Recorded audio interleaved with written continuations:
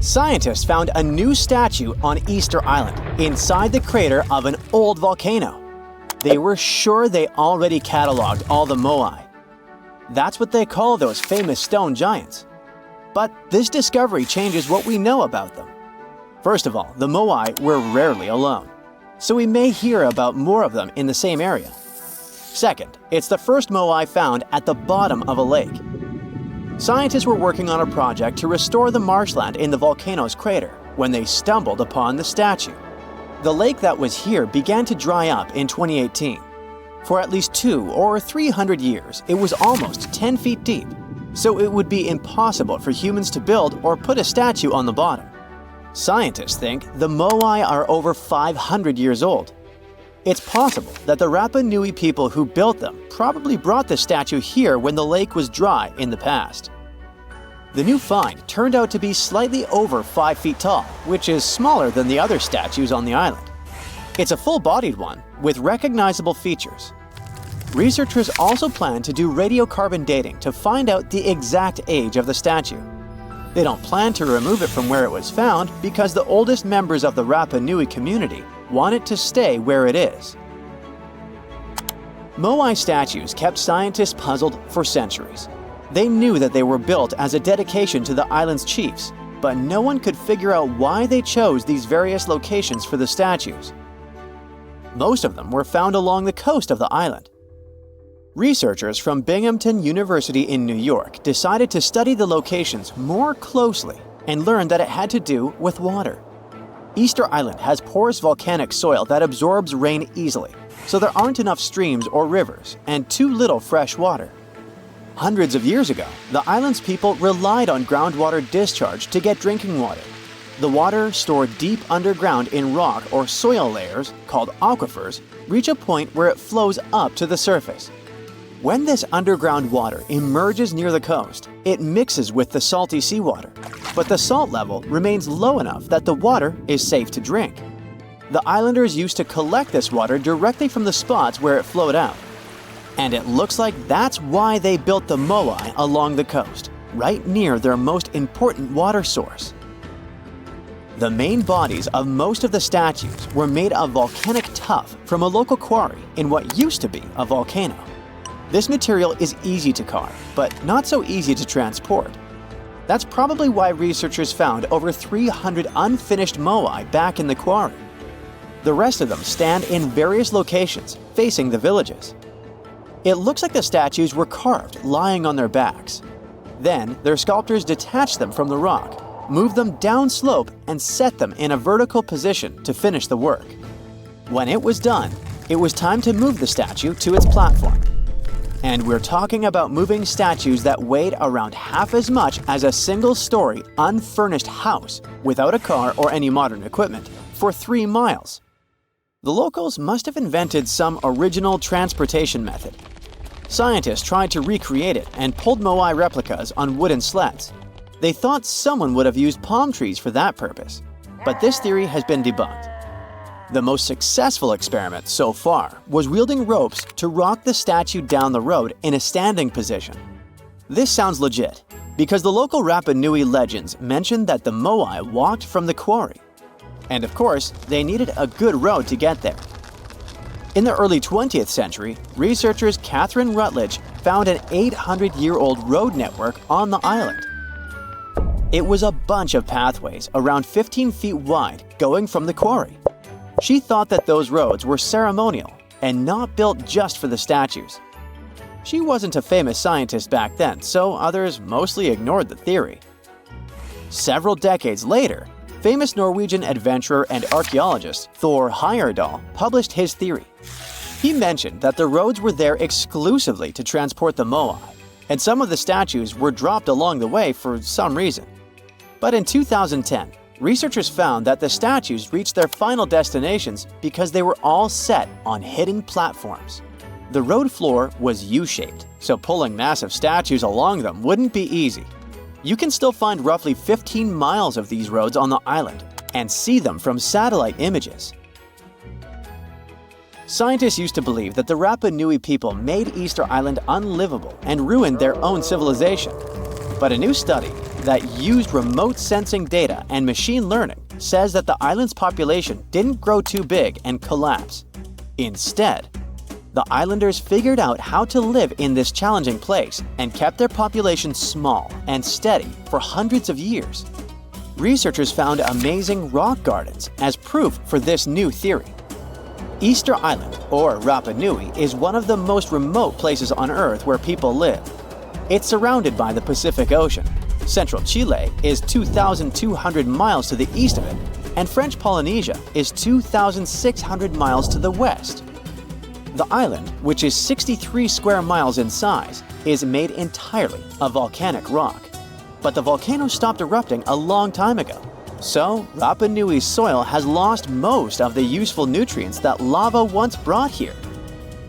It's also drier than tropical islands, and its deep waters made fishing much harder for the settlers, as there's no shallow lagoons or reefs to fish in. So, the islanders came up with a smart farming method called rock gardening to survive here. They spread rocks of different sizes over the soil and planted crops like sweet potatoes and taro between the rocks. The rocks protected the plants from harsh winds and salty air and helped regulate the soil's temperature. They also slowly released minerals into the soil, so it became healthier for growing food. Some islanders still use these gardens, although they don't produce a lot of food. People in places like New Zealand, the Canary Islands, and the US Southwest have used similar techniques to grow crops in uneasy environments. While scientists are solving Easter Island mysteries, the island itself is teaching them something new about how the Earth's mantle works. For years, they thought it moved like a slow conveyor belt, carrying tectonic plates along with it. But a new study by geologists from Cuba, Colombia, and the Netherlands is challenging this idea. They used a special method called zircon dating to figure out the island's age. Zircons are tiny crystals that form when magma cools, and they have traces of uranium inside that turns into lead over time. So, the scientists measured this change to tell the age of zircons. And they were shocked when they saw that some zircons were way older than expected, around 165 million years old. The island itself is only 2.5 million years old. The scientists found that these ancient zircons came from deep inside the mantle, under the tectonic plate, by magma from earlier volcanic activity. Easter Island's volcanoes are part of a group called hotspot volcanoes, formed by hot plumes of rock rising from deep within the Earth. Normally, these plumes stay in one spot while the Earth's crust moves above them and creates a chain of islands, like Hawaii. But the discovery of ancient zircons on a younger island shows there's more going on deep underground than we thought.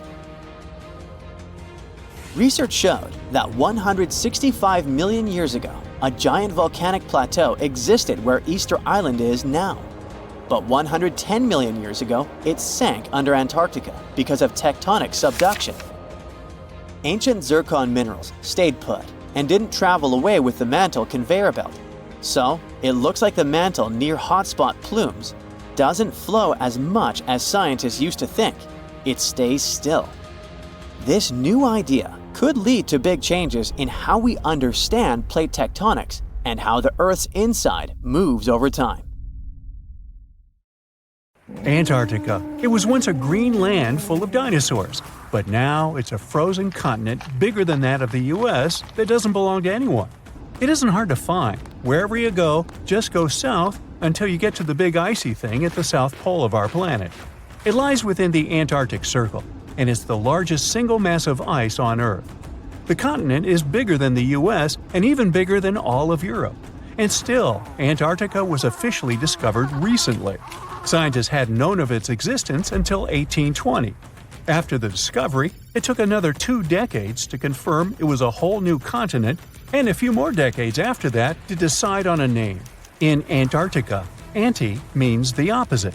So, Antarctica literally means the opposite of the Arctic.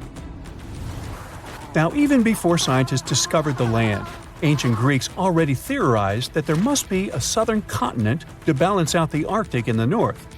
Also, some scientists who studied Polynesian artwork and oral history believe that Polynesians found the continent over a millennia before the Europeans did. Anyways, today we all know of this icy land at the South Pole. Because of its location, there are just 2 seasons there, summer and winter, and both last 6 months. In summer, it's a bit warmer, and the continent exists in pure daylight. And in winter, it's dark all day long. 98% of Antarctica is ice. This continent alone stores 60% of the planet's fresh water. And yet, despite all those water reserves, Antarctica is the biggest desert in the world. By definition, a desert is an area with sparse vegetation and little snow or rain. Notice that plenty of sand isn't a necessary condition here, even though the continent does have some sand and even sand dunes. It also gets a lot of wind. Antarctica is the windiest continent on Earth, and wind speeds can reach 200 miles per hour. That's even faster than hurricane winds. The little snow the land gets never melts. It just builds up over time, for centuries and millennia. So there's a thick ice layer there. This makes Antarctica full of hidden secrets. There's a whole new world underneath its ice. For example, there are a lot of mountains on the continent that are like 9,000 feet tall. It's taller than 3 Burj Khalifas stacked on top of each other, if we must, and that's currently the tallest skyscraper in the world. But we don't see all those mountains because they're all hidden under the ice sheet that's almost 16,000 feet thick. There's also a lake down there, beneath over 11,000 feet of snow. The lake is called Lake Vostok, named after Vostok Research Station, under which it's located.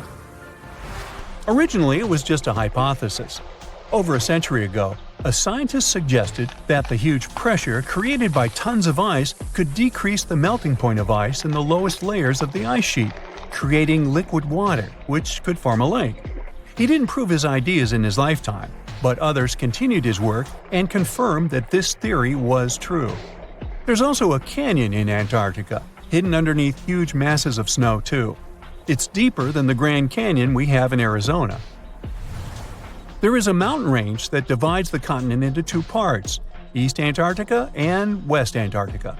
The western part of the continent is experiencing higher temperatures and is starting to melt. If West Antarctica melts and releases its stored water, it will raise the average global sea level by about 16 feet. That will be enough for some cities all over the world to completely disappear. Perhaps the first to turn into a water world will be Thailand's capital, Bangkok, which is just 5 feet above sea level. Then it will be Amsterdam in the Netherlands, followed by Ho Chi Minh City in Vietnam, Cardiff in the UK, and New Orleans in the US. People do a lot of work in Antarctica now, residing there for many months at a time to study this mystery of a continent. Over the years, even a few children were born there. But it's not a country, and the land doesn't belong to anyone. It's governed by the Antarctic Treaty System, an agreement of peaceful research and collaboration that suspends all territorial claims.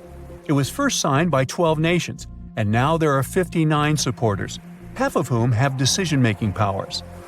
The continent is occupied all year round by researchers from all over the world. There are about 5,000 people living there in summer and about 1,000 in winter. Yet no one is a permanent resident there. People come and go, and the scientists take turns spending time there. The average yearly temperature there is negative 30 degrees. But there was a time when Antarctica was about as warm as Melbourne, Australia is today. It was about 40 to 50 million years ago. I wasn't around then. But the continent had green forests and dinosaurs roaming its land, chilling in the sun in a 63-degree Fahrenheit environment. That was before penguins.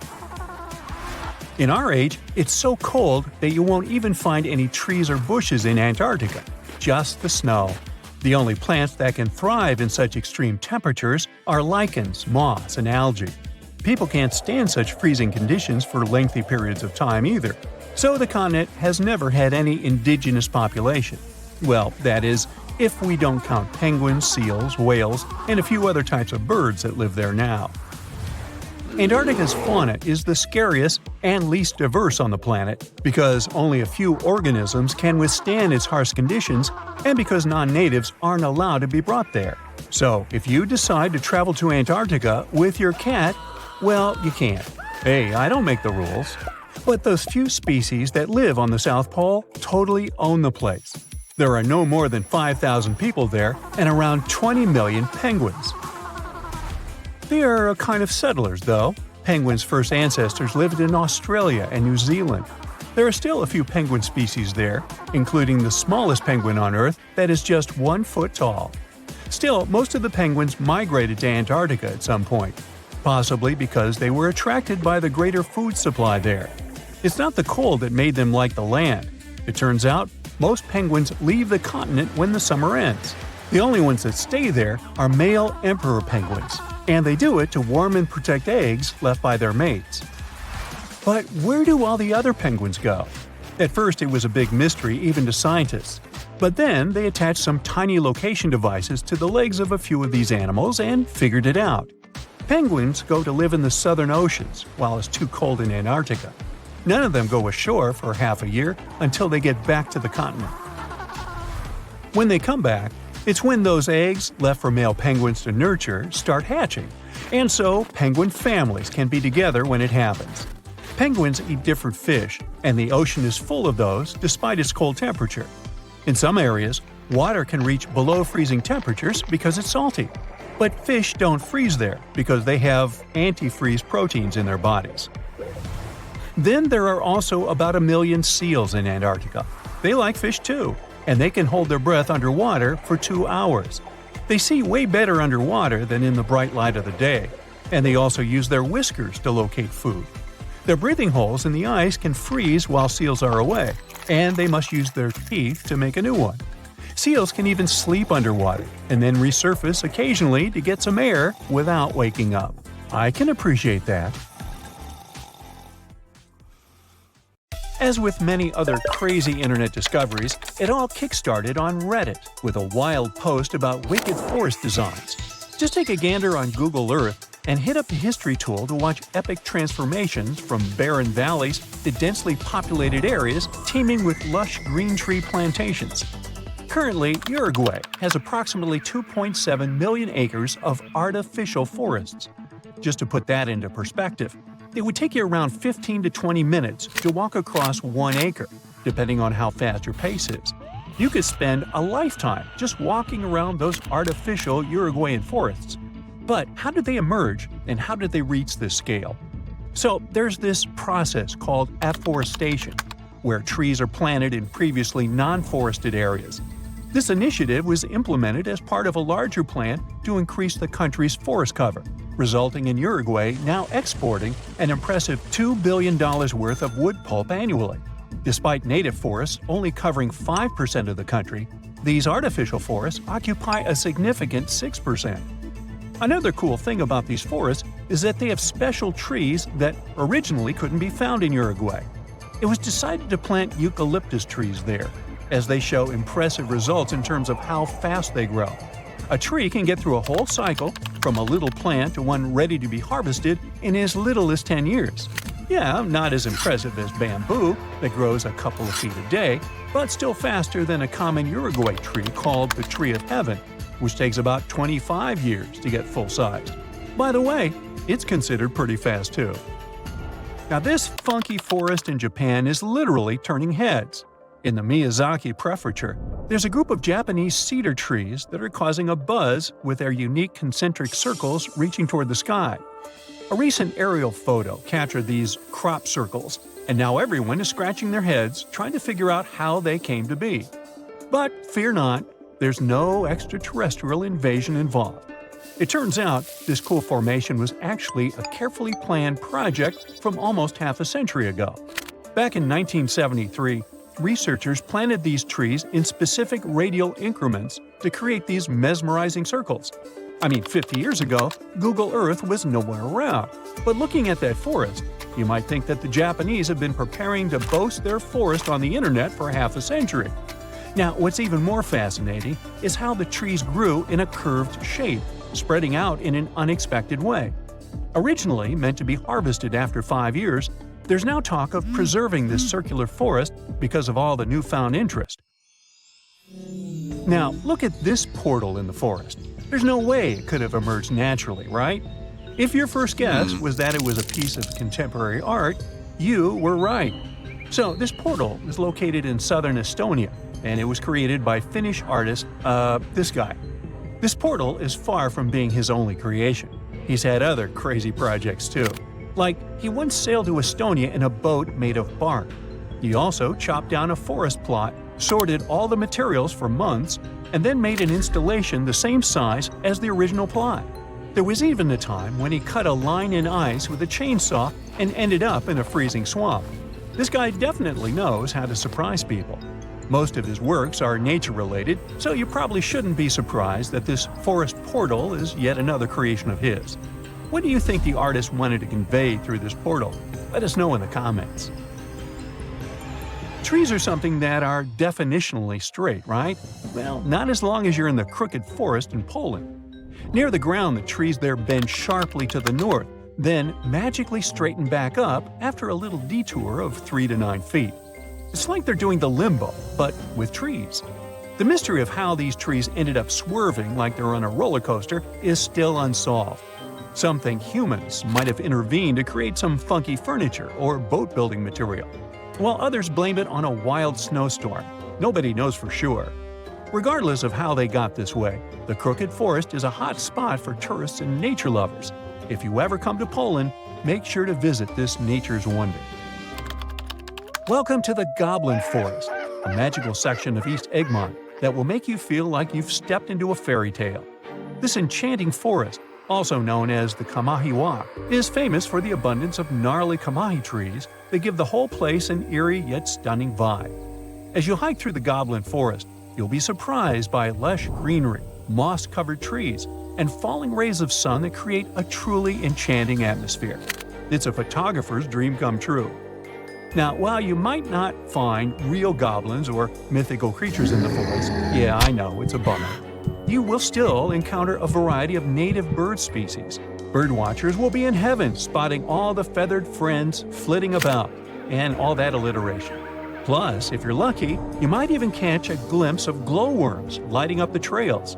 With a network of well-maintained hiking trails suitable for all fitness levels, the Goblin Forest is the perfect destination for adventurers looking for a magical experience in nature.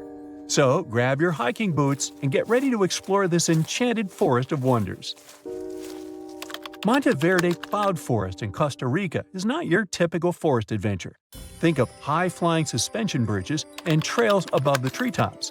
On foggy days, you can wander through misty clouds for a mystical vibe. This nature reserve is called a cloud forest, and it's a real scientific definition. Cloud forests differ from your average ones in several aspects. First, they're usually evergreen forests that are like tropical oases, with a constant veil of low-level clouds covering the canopy. The next thing that's different is moss. It's so abundant there that these places are sometimes even nicknamed mossy forests. Going back to Monteverde Cloud Forest, however, it's more impressive if you visit it on a foggy day. But even on clear days, the views of the lush greenery are absolutely stunning. Now, if a regular forest sounds a bit boring to you, our planet has something more fun to offer. How about an underwater forest? Whether you're a local Oregonian or just passing through, Clear Lake is definitely a dive spot you've got to check out. True to its name, Clear Lake lives up to its reputation, with crystal-clear waters boasting up to 100 feet of visibility. It's like swimming in a massive pool. But brace yourself, because it's a chilly 38 degrees Fahrenheit all year round. Nah, I wouldn't venture in there. It's more adapted for penguins, I guess. Well, never mind. This lake is special because of its history. It was formed over 3,000 years ago by volcanic activity that redirected a river, preserving ancient trees that you can still see standing tall underwater today. There's this section known as underwater forest, where you can see ancient trees deep down. An underwater forest walk sounds fancy, doesn't it? And in Madagascar, there's not a forest, but an avenue of trees. But the trees are so majestic, this avenue can rival with the coolest actual forest. I'm talking about these awesome, gigantic baobab trees. Picture this, an 850-foot stretch of road lined with 20 to 25 massive baobabs, towering at about 100 feet tall. In terms of height, it's as if this alley was packed with many Rio's Christ the Redeemer statues. Even a 6-foot guy would feel insecure there. And if you venture just 4 miles away, you'll find the Baobab Amaru. two baobabs that grew twisted together like a love story. Legend has it that they represent an impossible love between two young villagers who dreamt of a life together. Now they stand there, intertwined for eternity. The sea, this unrelenting water beast, has been defying all attempts to tame it for centuries. Many ships driven by the wind have gone through the harshest parts of the world. Some have survived the struggle with the sea, and many have come off second best. It's the year 1834. A ship called the Pilgrim is setting a course to sail from California to Boston. The journey will venture around South America and then past Cape Horn of Chile. Richard signs up as a merchant seaman aboard the Pilgrim. This is his first voyage at sea.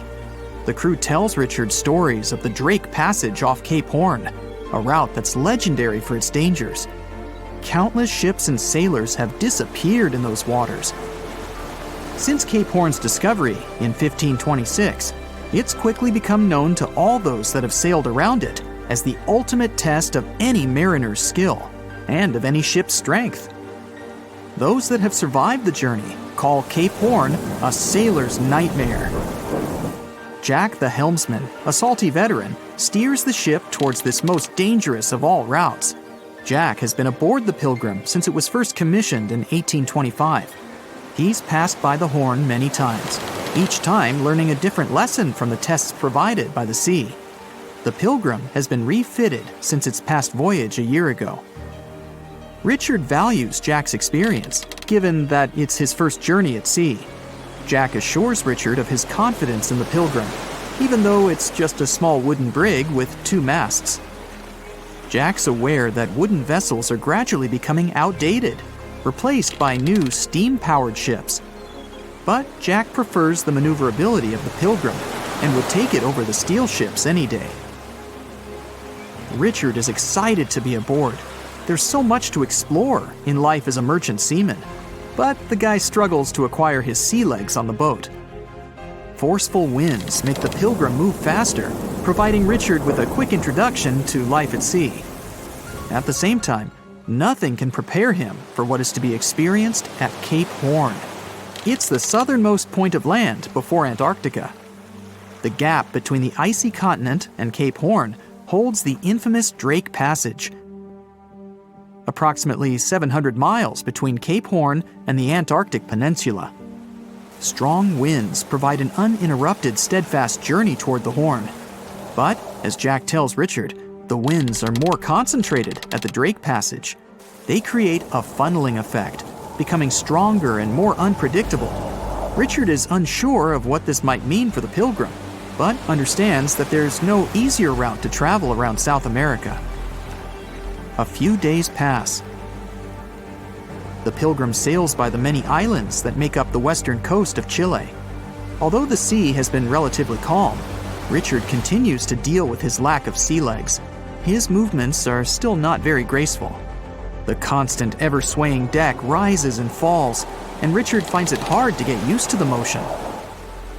Random large waves hit the Pilgrim from every angle. The ship is quickly approaching Cape Horn. Richard looks towards great thunderous black clouds in the distance.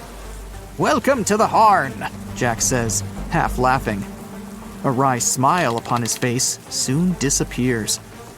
The man gets serious, knowing what awaits them all. Stronger winds start blowing the sails as the crew scrambles to hang onto the ropes. Richard desperately sets to adjust the aft sails, adjusting for the constant change in strong southerly winds. Jack holds firm at the helm, knowing the importance of his role. He's wary of the swell. It can build very quickly the further south they travel. It's crucial the Pilgrim doesn't venture too close to the Horn when they approach. The great darkness that was in the distance is now all around them, filling the sky in every direction. Blackened clouds throw rain and hail down at the crew as they try to resist the enraged weather. Jack is directed by the captain at the helm, changing the direction of the vessel. The temperature has dropped significantly. Barely keeping the water from his eyes, he turns toward the port side bow to provide his face a brief break from the torment of the wind. Looking out into the distance, the man sees the Horn standing alone, surrounded by mist. It's a haunting sight. He steers the Pilgrim along the face of the Horn, the distance getting shorter.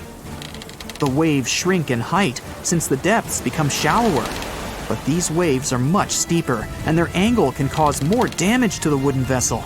Jack's unsure how much of these waves the Pilgrim can take before the hull is breached. Richard, still posted at the aft sails, watches the water and icebergs floating by. He's unsure how large they actually are, since they're mostly hidden underwater. But he knows to alert Jack if any get too close. Just one iceberg hitting the Pilgrim will be all that the hull can withstand. Dutifully, he watches over the side and into the distance. Icebergs aren't the only thing to look out for. Rogue waves are common in these seas as well. The connecting Antarctic and Pacific Oceans, mixed with stormy weather, form waves together. This creates much larger rogue waves. Such waves have been known to reach up to 100 feet tall. They can destroy most vessels in their path. It'll surely be the end of the Pilgrim if it comes across a rogue wave. Strong currents adjust the route of the Pilgrim, as though the Horn is trying to lure the ship toward its rocky shallows. Slowly, they are getting pulled closer toward the Horn. Jack is fighting the current at the helm. Spinning the wheel, he strains his body as much as he can. Grunting, he plunges the wheel from the port side to starboard and back again. The captain keeps yelling directions. To a novice, they're extremely confusing. But Jack, a hardened veteran, continues to interpret the directions with ease, steering to readjust their course away from the Horn. The captain orders Richard to assess the hull below the decks. With the level of pounding the Drake Passage has provided so far, it's surely harmed the ship in some way. Richard runs to the deck as another sailor yells something at him, but the noise of the sea makes it difficult to hear. A wave hits the side, flowing onto the deck. Richard manages to hang on to the mast before he's almost swept overboard. The entire front deck seems to be underwater. Hanging on as the water rolls off the sides of the ship and waiting for it to clear, Richard watches the Horn slowly go past. Still, it beckons toward the Pilgrim, as though asking for its dues from the crew. The currents are still pulling the ship, while the storm is raging on, with no end of the struggle in sight. The storm is growing ever larger and fiercer. Richard gathers himself to head below and assess the damage. After a slow descent to the lower decks, Richard can finally look over the hull from the ship's quarters. There's no damage from what he can gather. But he's shocked by the depth of the water inside. It's now at waist depth. Cups, amongst other things, float in the water. Even inside the ship, the guy can't escape the waves. Unable to make sense of it all, he stands frozen, listening to the almighty power of Mother Nature outside. The sea roars even more wildly, waves constantly thudding against the hull. It sounds like a somber drumbeat, a slow countdown to the demise of the Pilgrim. Richard forces himself back to the terrors of the above decks, grasping onto the rails to carefully walk the slippery stairs. He leaves the disturbing creaks of the wooden decks. They're soon replaced with the strained sounds of the ropes, the yells of other sailors, and the deafening roar of the sea crashing all around him. Jack is at the helm, focused on his role, still fighting the wind and the waves, even with the addition of ice and frost. It seems that the world around him has set its heart to distract the man from his duty, but Jack pushes on determinedly. For 9 days, the Pilgrim fights the constant changes in stormy weather, facing all kinds of obstacles, but the ship manages to make it through. As they leave the storm behind, the crew sets their course north for their final destination. The sight of the sun peeking through the dark clouds is the most relieving thing Richard has ever experienced. Unfortunately, Richard lost his rations at some stage during the storm. At sea, if your rations are lost, it's your own bad luck. Luckily, Jack is kind enough to share some of his. Octopuses have 3 hearts. 2 of them pump blood to the gills, while the bigger heart circulates blood to the rest of their body. They also have 9 brains. There's the large central one, But also, each of their 8 arms has a mini-brain of its own, which is why they can act independently. Since each arm has its own brain, the central brain only needs to send a higher-level signal to the arm. Things like, move to that nearby crevice, there might be a crab hiding inside. In the case of humans, the brain would guide and take control of each movement of our legs and arms. And with an octopus, arms act almost independently on their way to the crevice. It also tastes and feels with the suction cups on it. Since their arms are so independent, an octopus doesn't actually know where they are unless it sees them. The human body has an ability called proprioception. Thanks to it, we know where our arm is, even if we hold it, let's say, behind our back. 1816 is known as the year when summer didn't come. In April 1815, there was a massive explosion on Mount Tambora in Indonesia. It sent enormous clouds of volcanic ash up into the atmosphere. The majority of the northern hemisphere got covered with a shroud of dust and dirt and kind of refused to settle. In June of the following year, the cold winter didn't just come to an end. Frost damaged crops and snow and rain persisted during the whole summer. In Iceland, you'll find some of the most breathtaking sceneries on our planet. Jagged mountains, fjords, hot geysers, ice fields carved into the landscape. Stunning yet intriguingly black sand beaches, such as Reynisfjara Beach. Most of the sand on beaches is generally formed from rocks that have broken down because of weather changes and erosion through thousands or even millions of years. And on Reynisfjara, the sand is a striking black color, and that's because of volcanic activity. Lava came out of an erupting volcano, got to the surface, cooled, and then hardened in the Atlantic Ocean, creating such a fascinating black hue. This beach is so magically stunning, but it's also very dangerous because of its sneakier waves. That's when a few smaller waves join together into a single, really big one.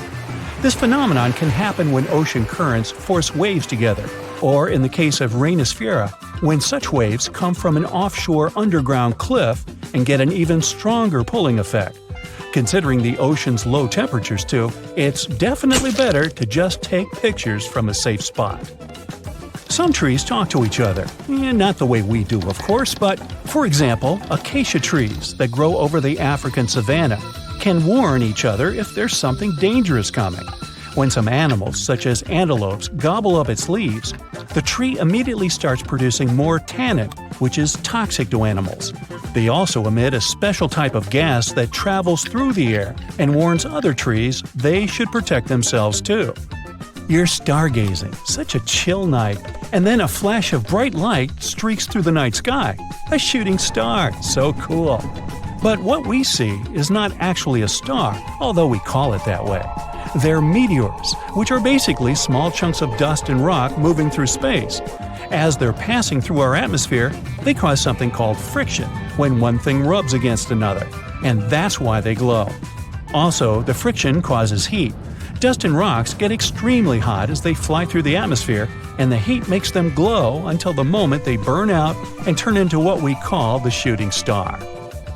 Sunsets in deserts are extremely beautiful because of the spectacular colors they produce a bit more than elsewhere. Sunlight consists of various shades of the color spectrum. When the sun is high in the sky, these colors mix together and our eyes see them as white. But as the sun gets lower, its rays have to go through a thicker layer of atmosphere before they get to us. The atmosphere then scatters shorter wavelengths of light, like blue and purple, before we can even see them. That's why the longer orange and red wavelengths stand out. In urban environments, air pollution can make sunset colors duller than everywhere. The clean air in deserts allow the vivid colors coming from the sun to shine through at twilight. Also, the moisture, water vapor, and rain-engorged clouds can mute the sunset's hues. Since there's no rain, clouds are thin and wispy, so they filter and reflect sunlight instead of blocking it. Bamboo grows really fast. It's actually the fastest growing plant on Earth, sometimes growing about 3 feet in just one day. You can find it in dense forests, where only a little light gets to the ground, which means bamboo is under strong pressure to reach the sunlight as quickly as it can. There's an underground stem that connects bamboo shoots to their parent plant, so the shoot doesn't really need leaves of its own until it gets to its full height. Also, bamboo grows faster than other plants because it doesn't waste its time and energy on growing rings that thicken the stalk. It's just a thin, hollow stick that grows straight up. You'll notice some of the big trees have shallow root systems, sometimes even 10 inches deep in the ground. The roots generally need access to oxygen and water, and they can mostly find it in special underground pockets called soil pores. When a tree has ideal moisture and soil conditions, it can send roots deeper down under the surface and get what it needs. But most of the time, conditions are not perfect, considering bedrock, stones, and compact soil that physically prevents the roots from going down. Such obstacles also prevent the roots from getting the needed oxygen. So, when life gets tough, the tree will take an easier option. Its roots will stay close to the surface and spread out in different directions. Drought conditions are another reason trees can have shallow root systems. By staying closer to the surface, they can take most of the rainfall collection. Plants are exposed to the sunlight most of the time, but they still don't get sunburn. They appeared on land about 700 million years ago, and one of the key things they needed to survive was something that would protect them against the ultraviolet rays coming from the sun. Those in the sea had seawater as protection. UV radiation is mostly responsible for sunburn, so land plants developed a special protein that detects it. This protein sends signals to the cells to protect the plant from the damage and effects of UV radiation.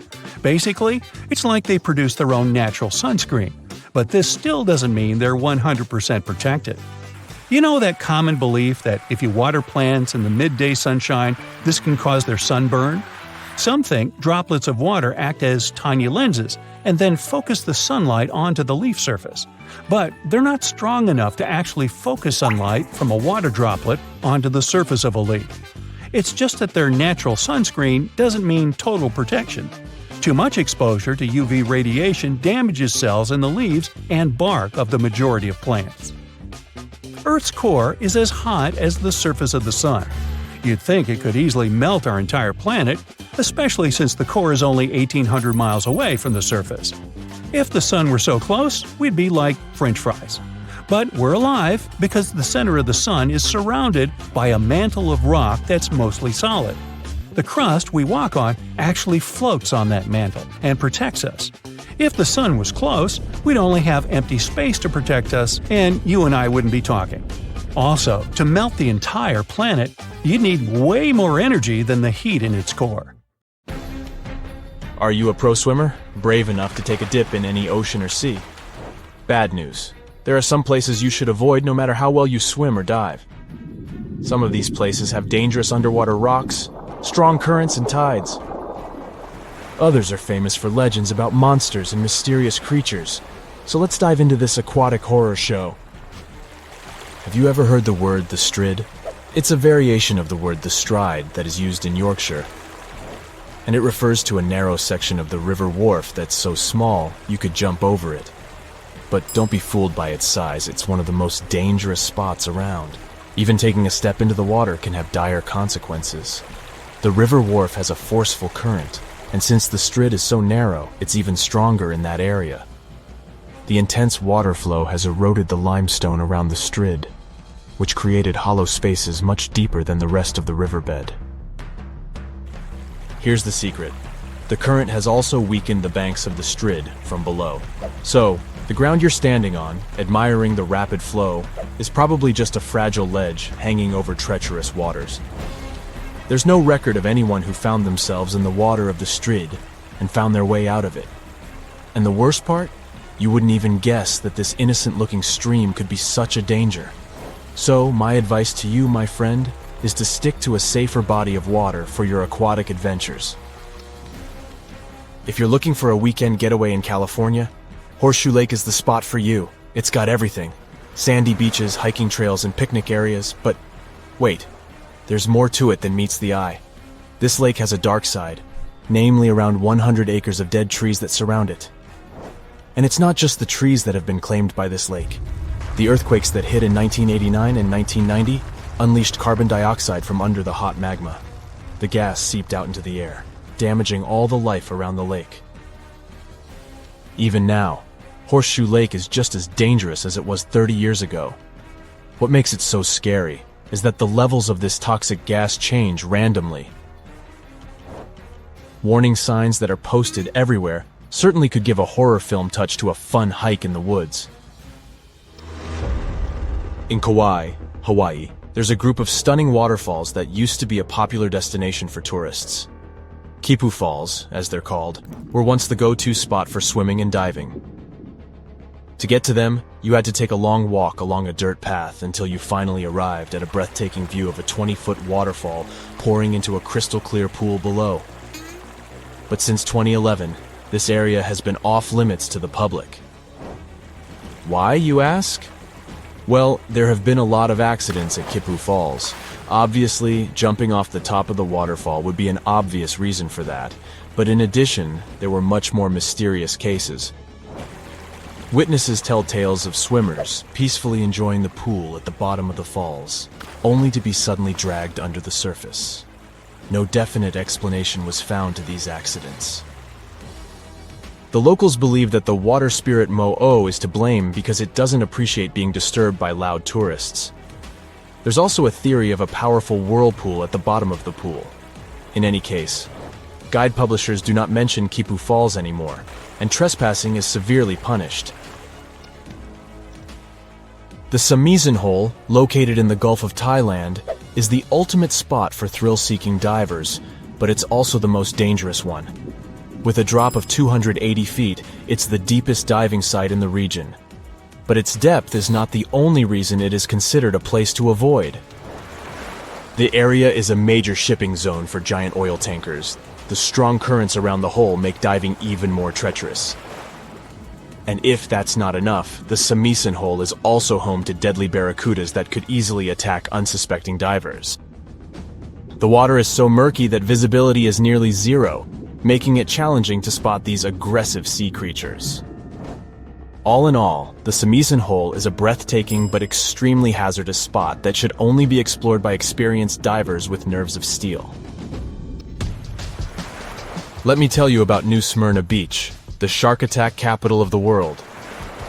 If you're looking for a relaxing vacation spot in Volusia County, Florida, you may want to reconsider this beach.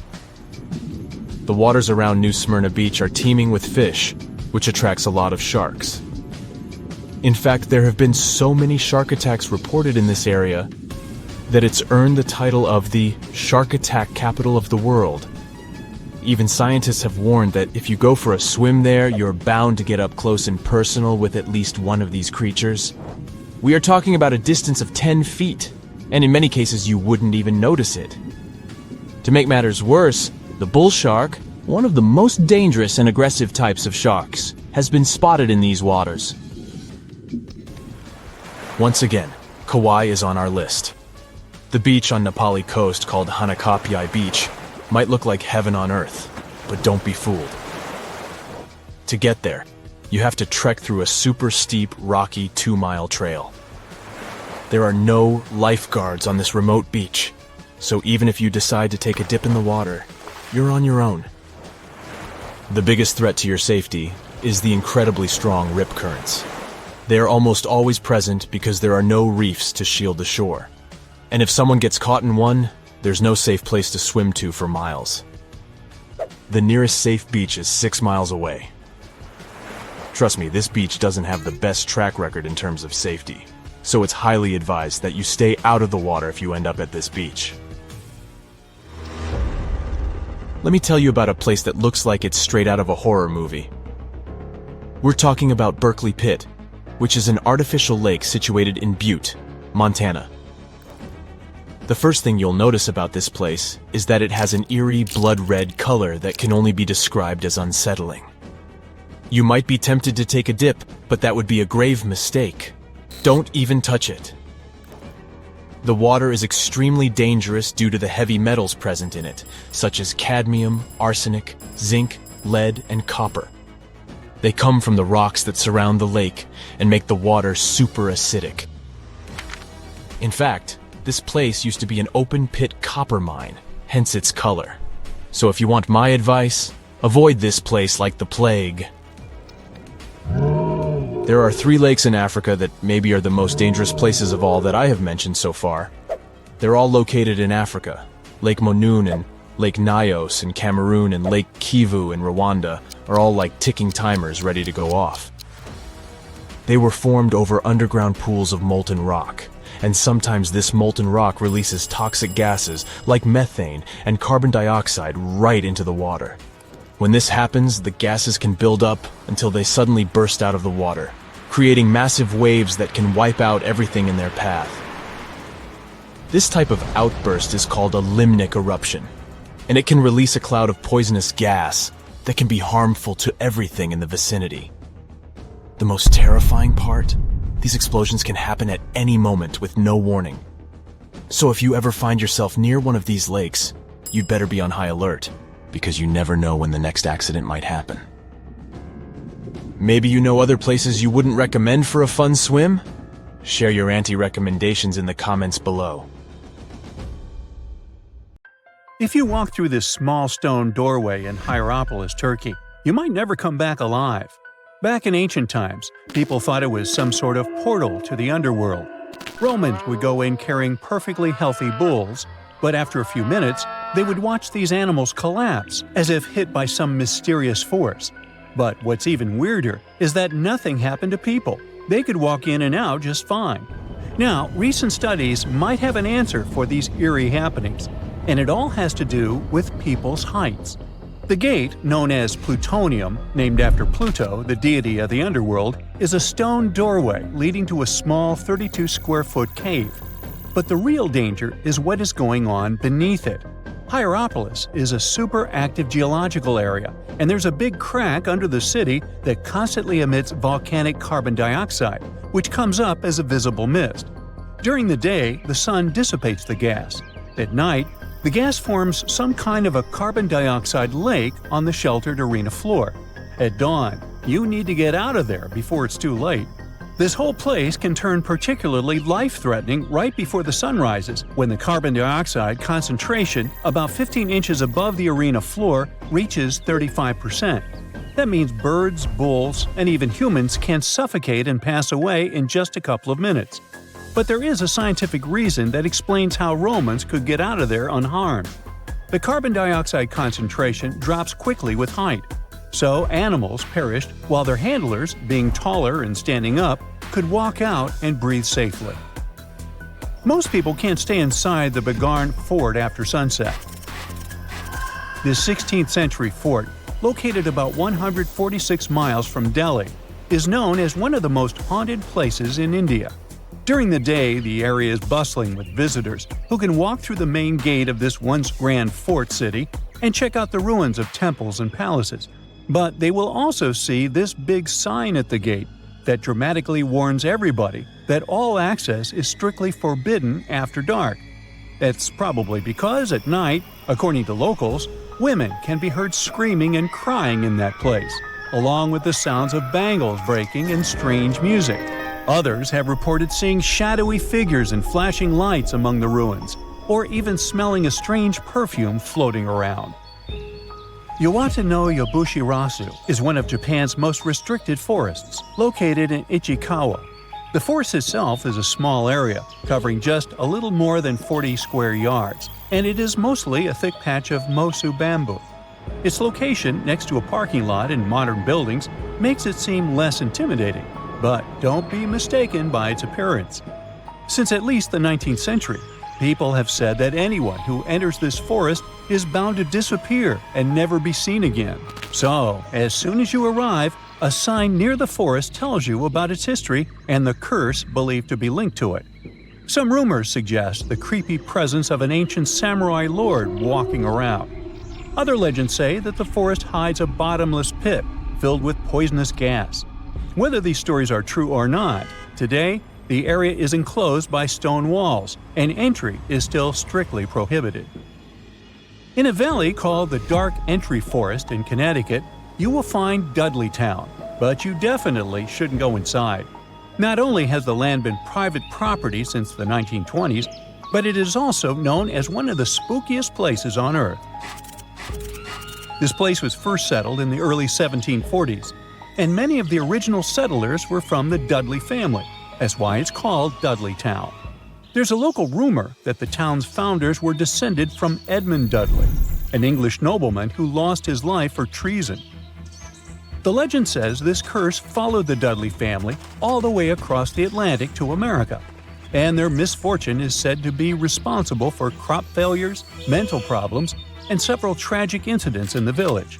Again, it is all just rumors, since historians haven't found any real evidence to support these claims. Still, the pitch-black surroundings and the eerie Blair Witch Project vibe going on in that place fueled ghost stories in the 1980s. This led to many cases of vandalism in the following decade, and because of that, the landowners closed the area to the public. This old abandoned building used to be the fancy palace of King Farouk's family, who was the penultimate king of Egypt back in 1936. After his family members passed away, the palace was turned into a morgue. Locals say that today, the whole place is super creepy and off-limits. Some people have reported seeing light bulbs flicker and shadows move around, making strange noises. Once, a group of kids allegedly went inside and totally freaked out when they found all the doors had suddenly disappeared, leaving them in complete darkness. They had no choice but to start screaming for help. This Hawaiian island has been off-limits to people for over a century. It's called Ni'iau and is the smallest inhabited island in Hawaii, covering around 69.5 square miles. It has around 84 residents. The island doesn't have cell phone service, paved roads, or power lines, just solar panels for electricity. A single family has privately owned the island since 1864, when a Scottish farmer bought it for $10,000, which would be around $250,000 today. The island has stayed in the family, passing down to its descendants, the Robinsons. They have kept it private ever since, so access is highly restricted and basically by invitation only. The Erdstall tunnels are a network of about 2,000 mysterious underground passageways mainly found in Central Europe, especially in Austria and Bavaria. These tunnels are usually narrow and cramped, often just wide enough for one person to squeeze through at a time, and they are believed to date back to the Middle Ages, as far back as the 12th century. What's really puzzling about these tunnels is their purpose. Despite a lot of research, nobody really knows why they were built. There is a theory that they were used for storage, but since many of them are below the water line and occasionally get filled with water, that doesn't seem very practical. These tunnels have very light, almost claustrophobic sections and sudden drops, which doesn't seem practical for other straightforward uses like escape routes, hiding places, or even spiritual purposes. To make things even more mysterious, there is a complete lack of artifacts, which makes it even harder for researchers to figure out what these tunnels were really for. Since 2019, adventurous people can get arrested if they try to climb this rock. Uluru, also known as Ayers Rock, has been off-limits because it is now considered a sacred site for local communities. But the fact that it is also extremely dangerous probably played a big role in the decision to close it off to visitors. This rock is 1,142 feet high, which is about the height of an 80-story building.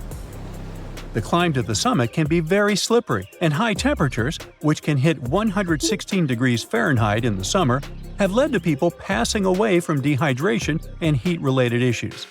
Something even creepier happens at the top of the rock right after storms.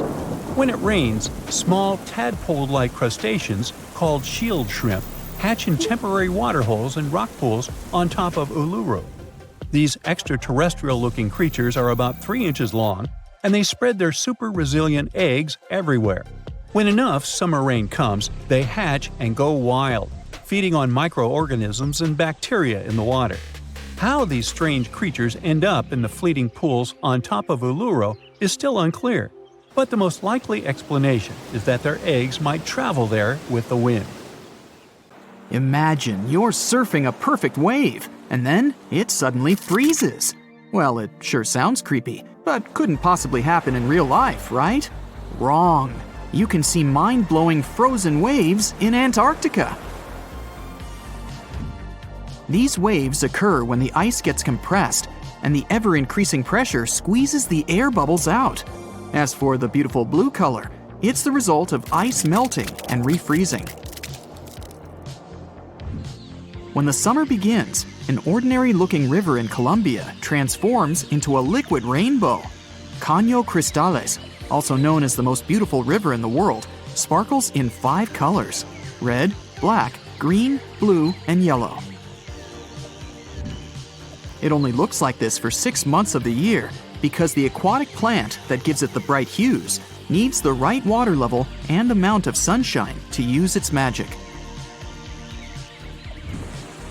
Australia is home to a unique horizontal waterfall on the coast of the Kimberley region. It's really just a fast tidal flow moving through 2 narrow-aligned rocks. The tides can rise 30 feet. The falls reverse whenever the tide changes. Also down under is the biggest single rock in the world. It's so big that it even looks like a large hill.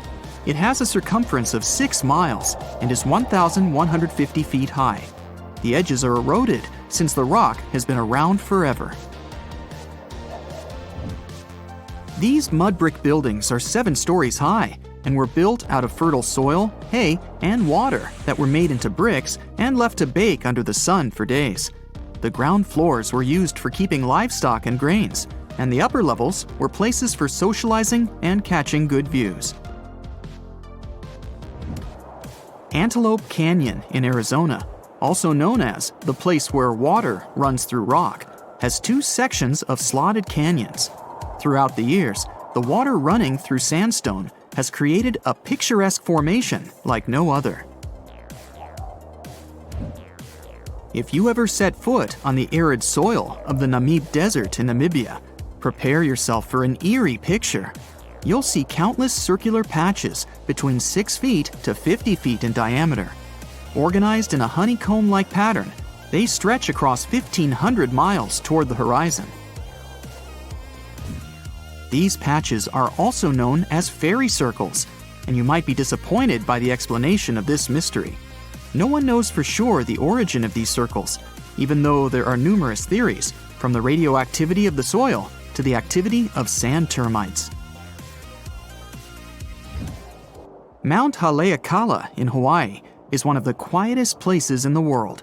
National park managers nearly failed to find any sounds to measure here. The place translates from Hawaiian as House of the Sun. It formed thanks to a volcano that got active 1 million years ago. The lava flows built up over the years and grew into a mountain. It has its own climate and weather that's impossible to predict. It takes almost a week by ship from South Africa to travel to the world's most isolated settlement of Edinburgh of the Seven Seas. You'd need special permission from the local government to visit as a tourist. About 300 locals all treat each other as family, grow their own food, and keep their island impeccably clean. Daintree Forest in Australia is the oldest rainforest in the world. It has been around for over 100 million years. Daintree is home to some unique animal species, 12,000 different types of insects, and about half of Australia's frog, butterfly, and bat population. The rainforest also has around 3,000 types of plant species. Rocks that travel are called sailing stones because they seem to move across the dry lake bed of Racetrack Playa in Death Valley National Park, California. As the rocks move, they leave behind a creepy trail that used to have scientists baffled. After all, some of the boulders weigh more than 660 pounds. On top of that, some of the trails are curved, while others are mostly straight, with unexpected turns to the right or the left.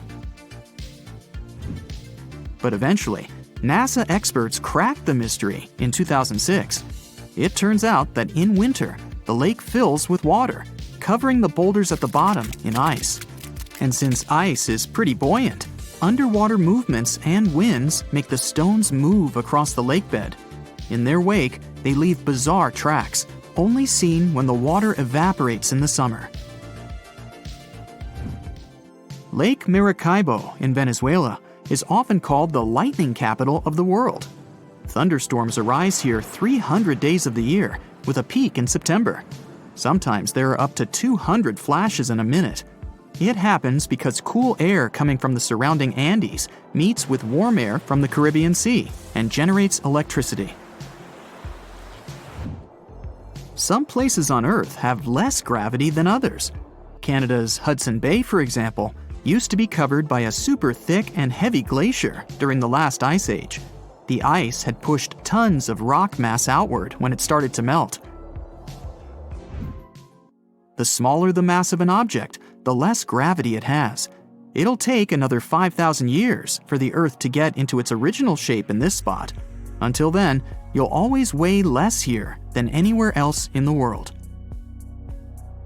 Five Flower Lake in China's Zhoujiago Valley changes its color from amber yellow to emerald green, dark jade to light turquoise, and sometimes coral. It never freezes thanks to underwater hot springs and never melts or dries up, unlike other neighboring lakes. The locals believe it's made up of pieces of a mirror that fell down from the sky.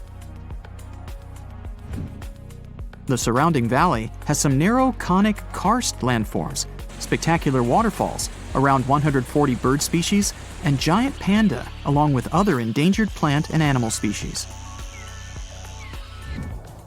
Cape Denison in the Commonwealth Bay in Antarctica is the windiest place on the planet. It has unusual downslope winds. They are formed because of the continent's dome shape and the always cold climate.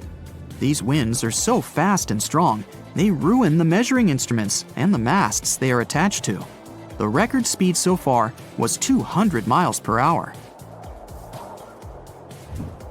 The Sahara Desert, which takes up 10% of the African continent, is extremely hot and dry.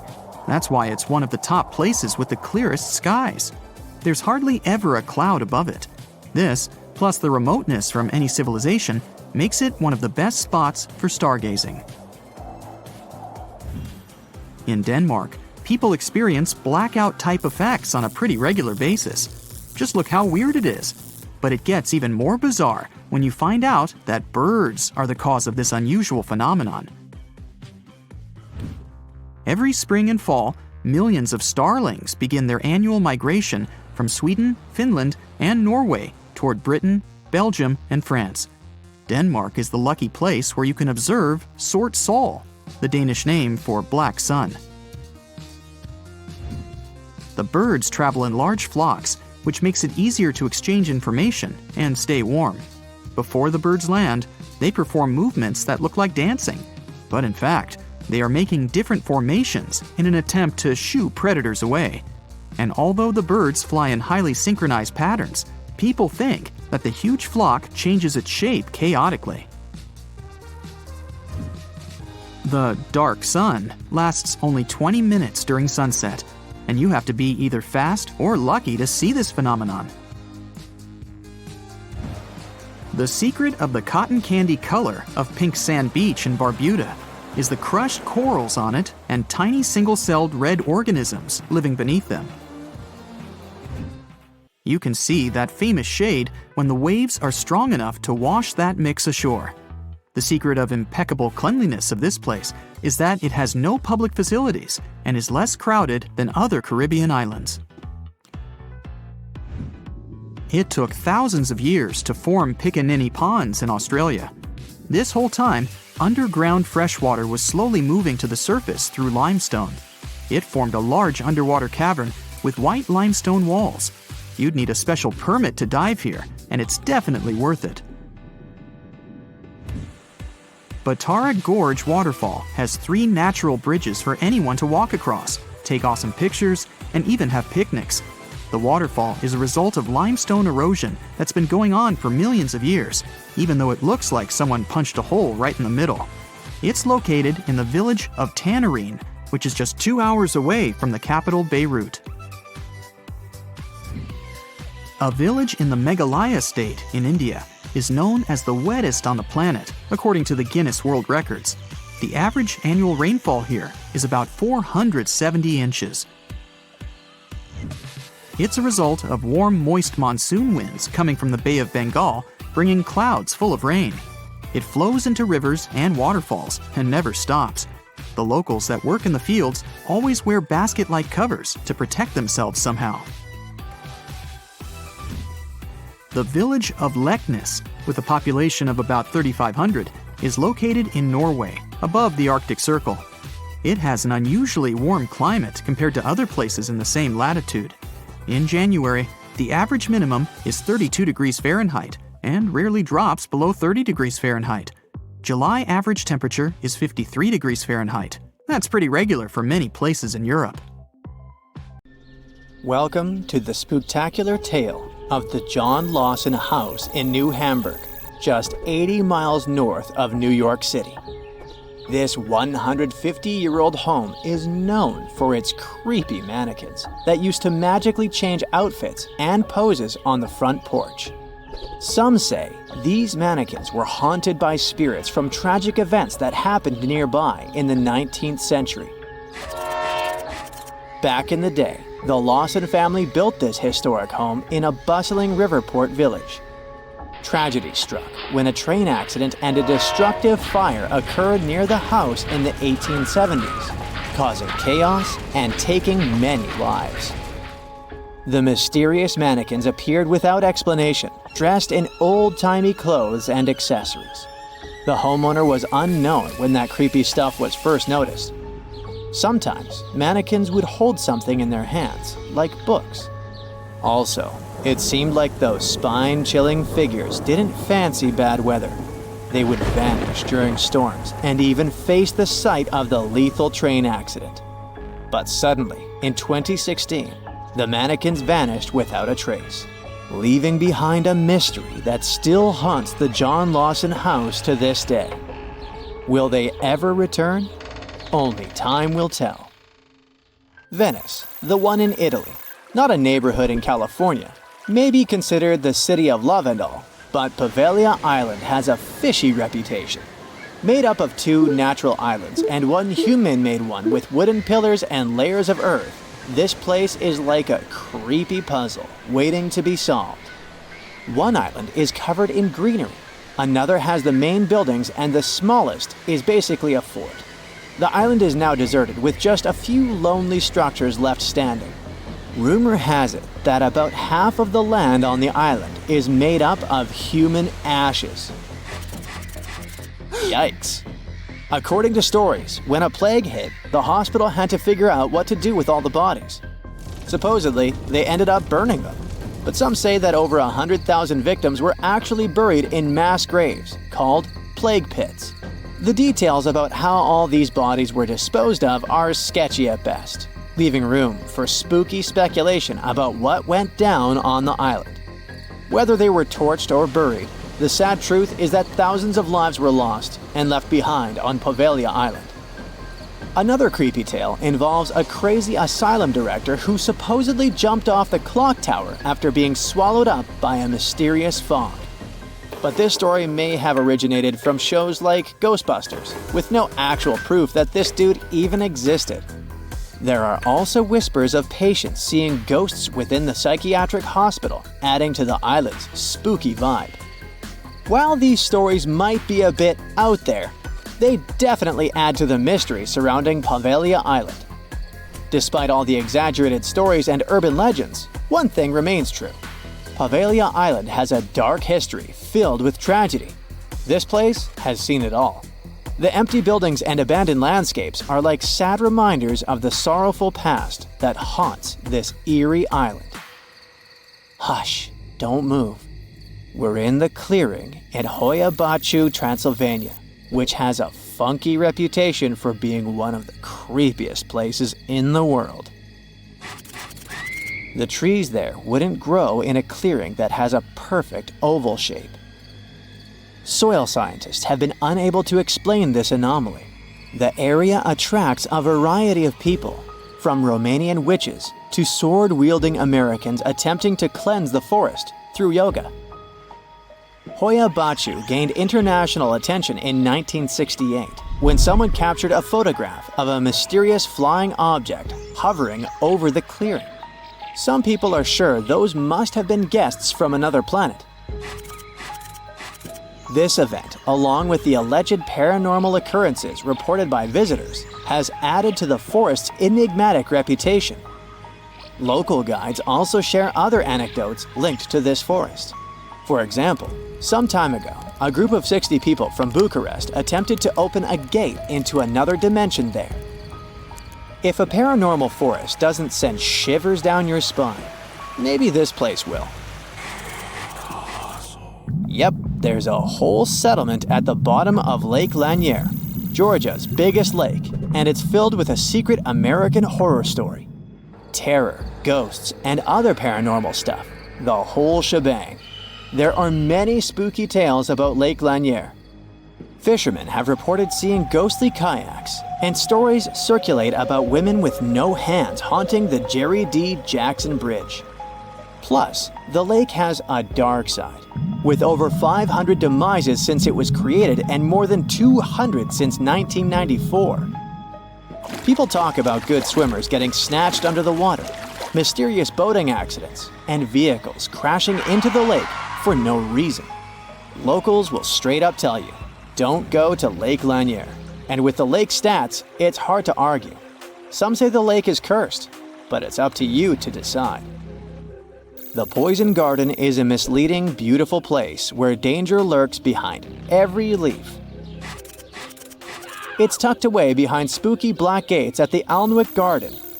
There, you'll discover a collection of over 100 plants that are not just toxic, but downright lethal. If you don't have to worry about accidentally poisoning yourself, just keep your hands to yourself.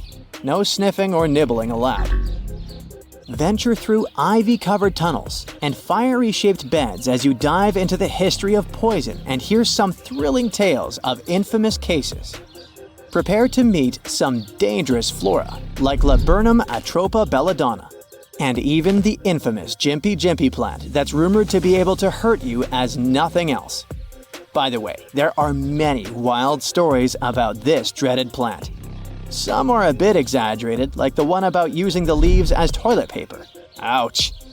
But others are no joke, like horses getting stung and going bonkers. There's even a tragic tale of a person passing away from its sting in New Guinea back in 1922. So come on, take the plunge in the Poison Garden if you dare. Just remember to steer clear of any plants that could lead to a seriously bad day. You're having your vacation in Finland, the happiest country in the world.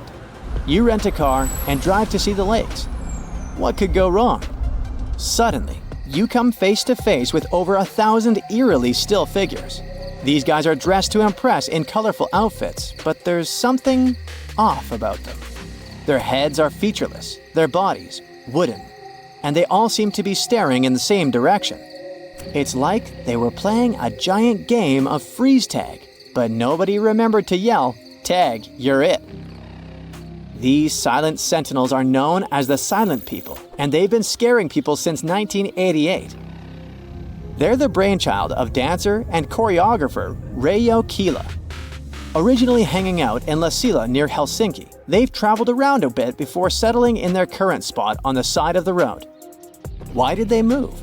Maybe they were tired of big city traffic and wanted a quieter place to chill. No one really knows what these peat-headed, straw-haired guys are all about. Some folks find them creepy, like they're watching your every move. Others think they're kinda sad, like a group of friends waiting for a bus that never comes. But hey, that's art for you. Open to interpretation and open to jokes about scarecrows having better fashion sense than most humans. Bonus here, there's a cafe with traditional Finnish crepes, so you may get scared there, but not hungry. In Australia's far north, there's a spooky granite mountain known as the Bermuda Triangle. Black Mountain, also known as Kalka Jaka by the indigenous owners, has been the backdrop for some seriously strange disappearances dating back to 1800s. It's pretty close to Cooktown, so it has some legendary tales attached to it. They say Black Mountain was once a fierce battlefield for opposing ancestral clans. The whole place is littered with massive granite boulders stacked in a chaotic manner, where explorers, horses, and cattle seemingly vanished into thin air. For many years, people were scared by the bad reputation of this place until recent research shed some light on the dark mystery of Black Mountain. leaving no room for further speculation. Turns out, the reason for the disappearances may not be as supernatural as we thought. Lack of swimming skills, crocodiles, or just some good old-fashioned tomfoolery could have been the real culprits. They say this place is swarming with money. It's been stored there for centuries, but no one managed to take it away from this island. Treasure hunters have been bewitched with this place since 1795. Many people have tried their luck looking for the treasure that could be hidden there by the Spanish pirates or even by the Knights Templar. But today, it's impossible to get there, as it's a private place, so all you can do is book an ocean tour around this island. Otherwise, you can take a peek at it in a TV reality show starring the Legina brothers, Rick and Marty, who are a team of enthusiasts looking for the treasures of Oak Island in Nova Scotia, Canada. Yeah, seems like there's no place where TV producers can't get to. One of the most famous discoveries out there was the so-called Money Pit. Despite the promising name, it wasn't full of money. Now we have to jump to 200 years ago. The Money Pit was first found by a 16-year-old kid in 1795. One day, Daniel McGinnis went fishing at Oak Island. He saw a tree there. Unsurprisingly, it was an oak, and it had weird markings. They didn't seem to be natural, so Daniel decided to check the area. He then saw a sunken patch of ground and started digging immediately. His two friends helped him out, but instead of treasures, the guys only found logs placed underground at regular intervals.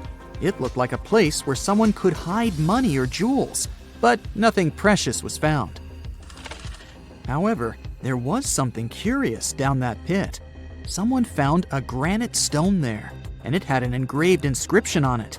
There were many attempts to decode it, but most of them ended up in failure.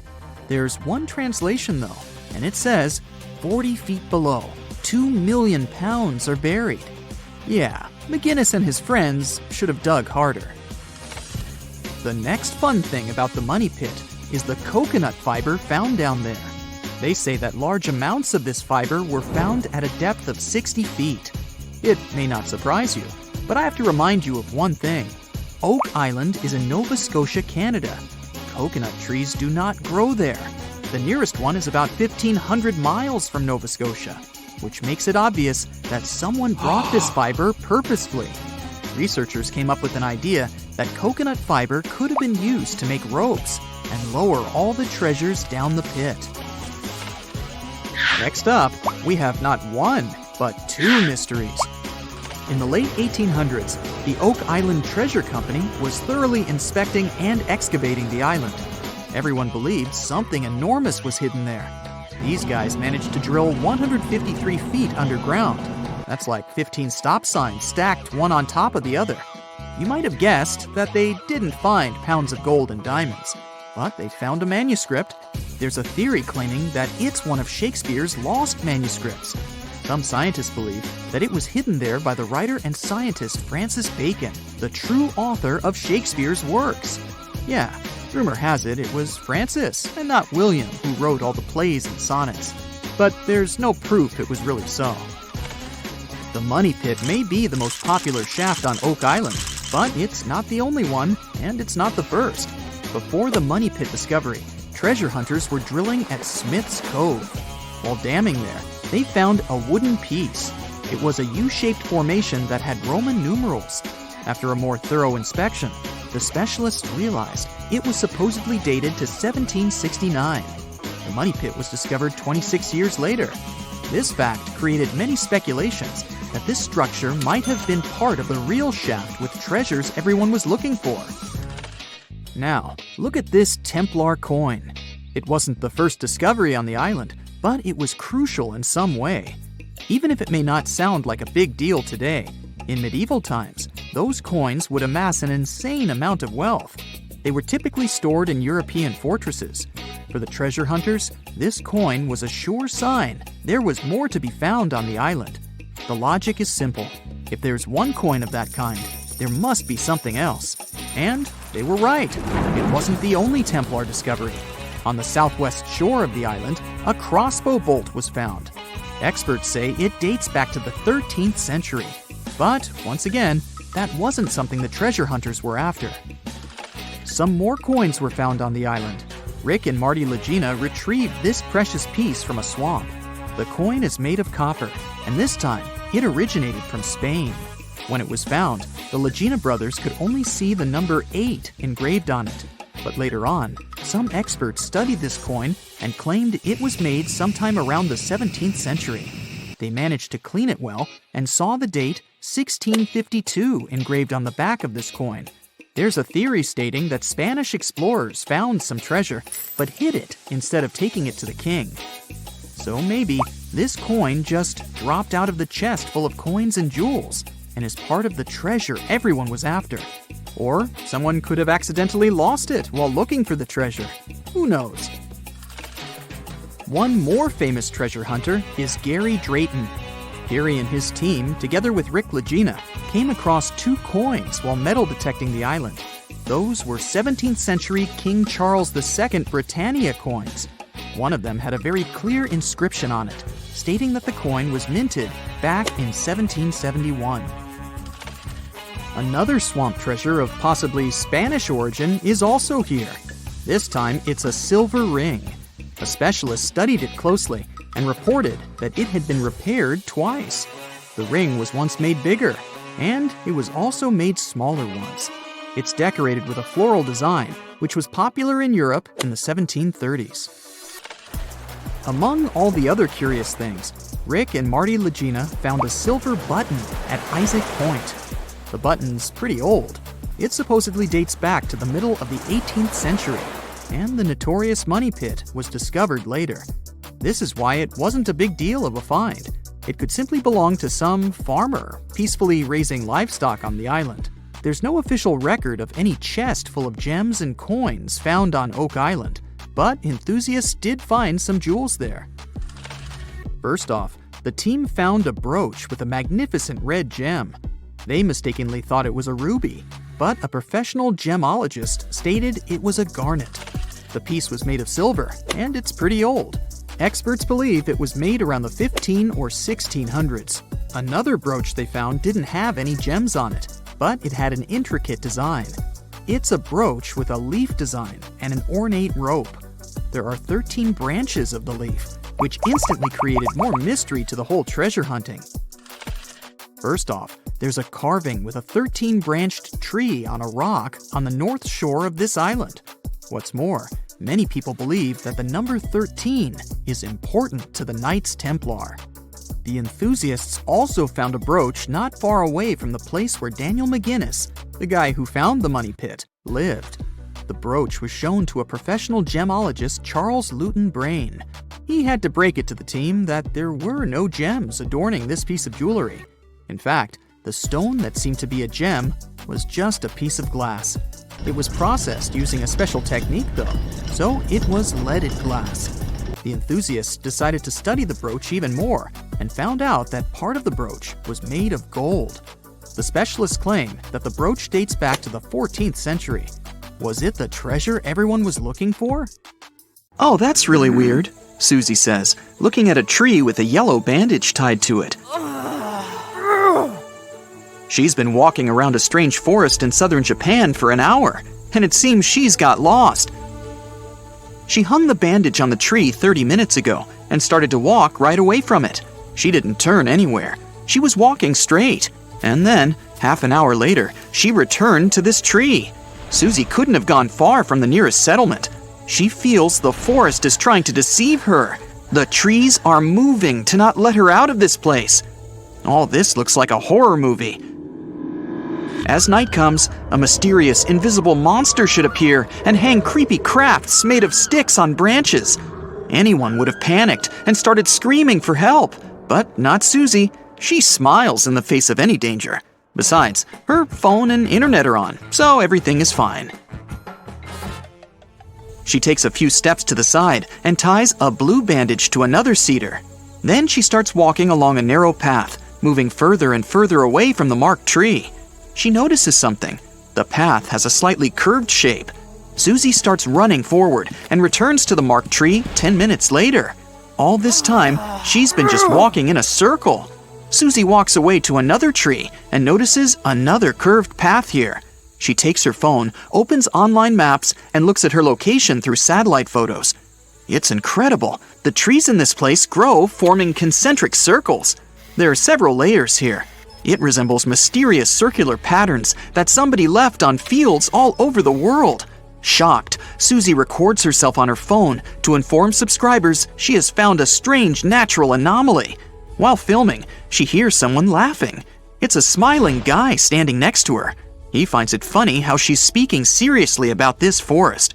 He tells her there's nothing unusual about this place. Trees grow in circles, thanks to people. In 1973, they planted cedars in such a way with purpose and created 10 concentric green circles. They did this as an experiment to find out how trees would grow in such rounded conditions. They called it experimental forestry. The trees started to grow in a convex shape, symmetrically fanning out. This proved that the size of gaps between the trees affects their growth. Initially, they had to cut down the trees according to the plan, but the place has become popular among tourists and locals. They love to take beautiful photos using drones and walk along the rounded paths of this little maze. Susie gets upset a little. She informs subscribers there's nothing mysterious here. The guy who told her about the circles offers her to visit the mysterious Crooked Forest in Poland. That's where she will definitely see a strange phenomenon. But before going there, she decides to check out another exciting place in Japan. She arrives in the fishing village of Aoshima. The first locals Susie meets here are cats. There are more of them than people. Cats are everywhere. They live here thanks to a lot of fish. Once upon a time, this place was full of mice that spoiled fishing boats. People brought cats to this place to fight the rodents. When all the mice had disappeared, the cats stayed here. Since then, people have been considering them as full-fledged citizens. The video with cats gets the most likes on Susie's channel. But now, as she promised, it's time to go to Poland. The forest looks weird thanks to the curved trees. The lower parts of their trunks are bent, making them look like bellies. It's also strange that they all point only to the north. Susie goes around the whole forest and counts about 400 trees. It seems people change the shapes of the trees, but for now, there's no evidence of this. It's believed they planted trees in the 1930s and damaged them during growing at an early age. Nobody can say why. There was a small village near the forest. Its locals probably knew the secret, but unfortunately, the town was destroyed more than 70 years ago.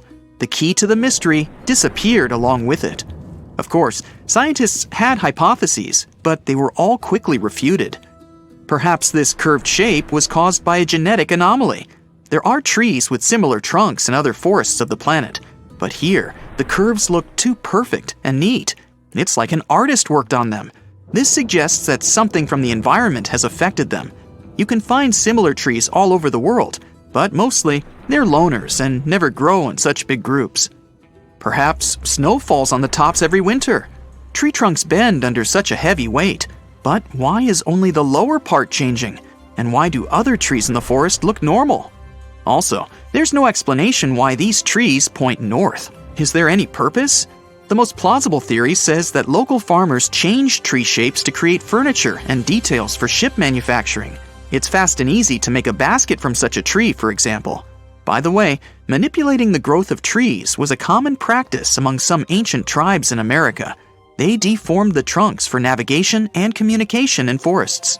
Well, that's all very interesting, but now Susie wants to see something scary. One of the subscribers advises her to visit one creepy forest. This place is located on an island 17 miles south of the center of Mexico City. Susie gets here on a small boat. As soon as she steps on the ground, she turns on the live broadcast on her phone.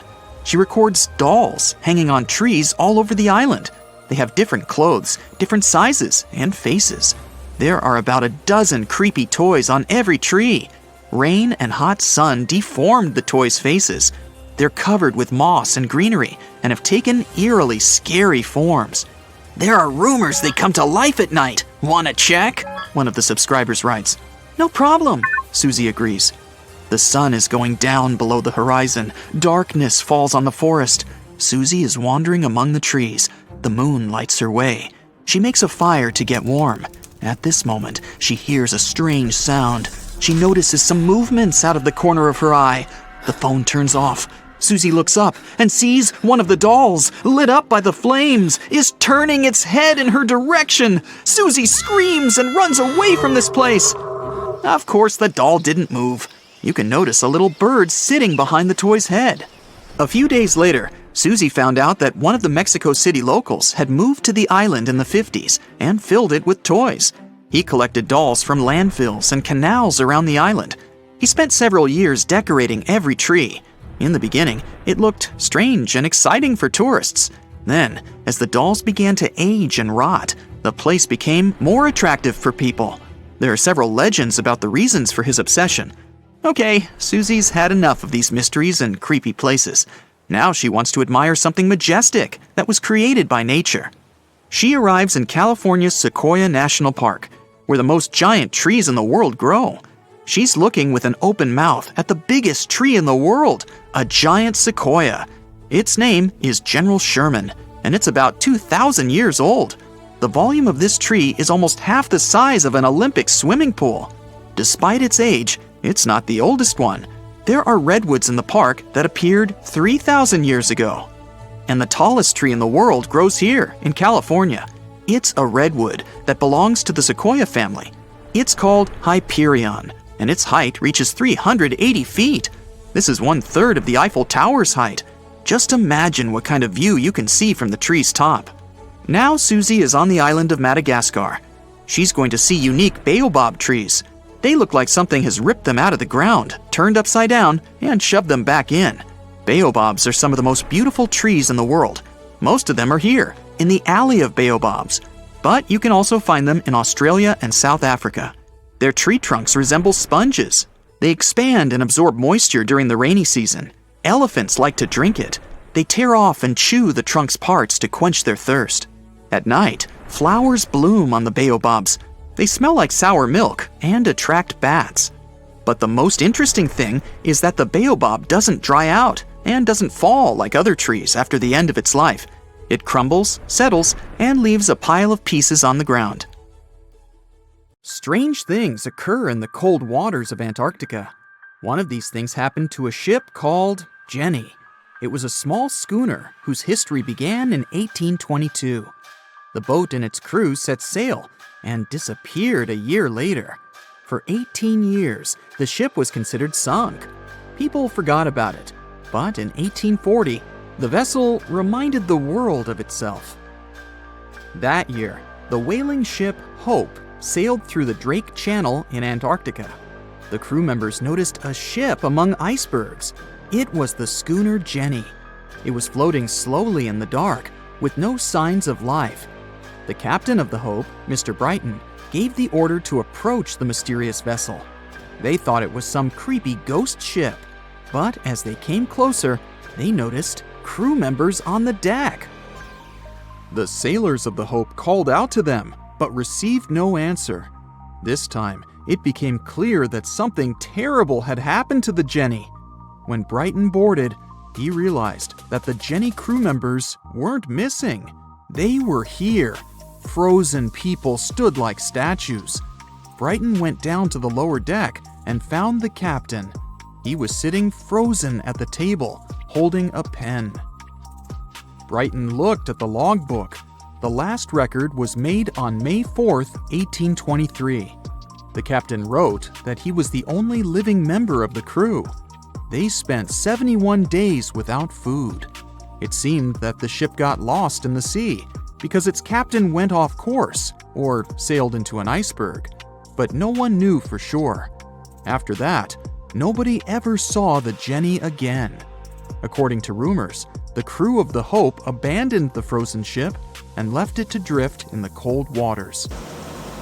According to other rumors, this whole story is fiction. The story of the Jenny was described in a German magazine in the middle of the 19th century. Still, there was no further evidence of the ship's existence. Already in our time, Cambridge University decided to explore the case of the Jenny. The researchers discovered that one of the crew members of the Hope, who didn't disclose his name, told someone the legend of the frozen ship. Someone shared the story with another guy, and it was published in a German magazine called Globus. And that's all. There was no other evidence. One of the most famous ghost ships was the Mary Celeste, and there's no doubt about its existence.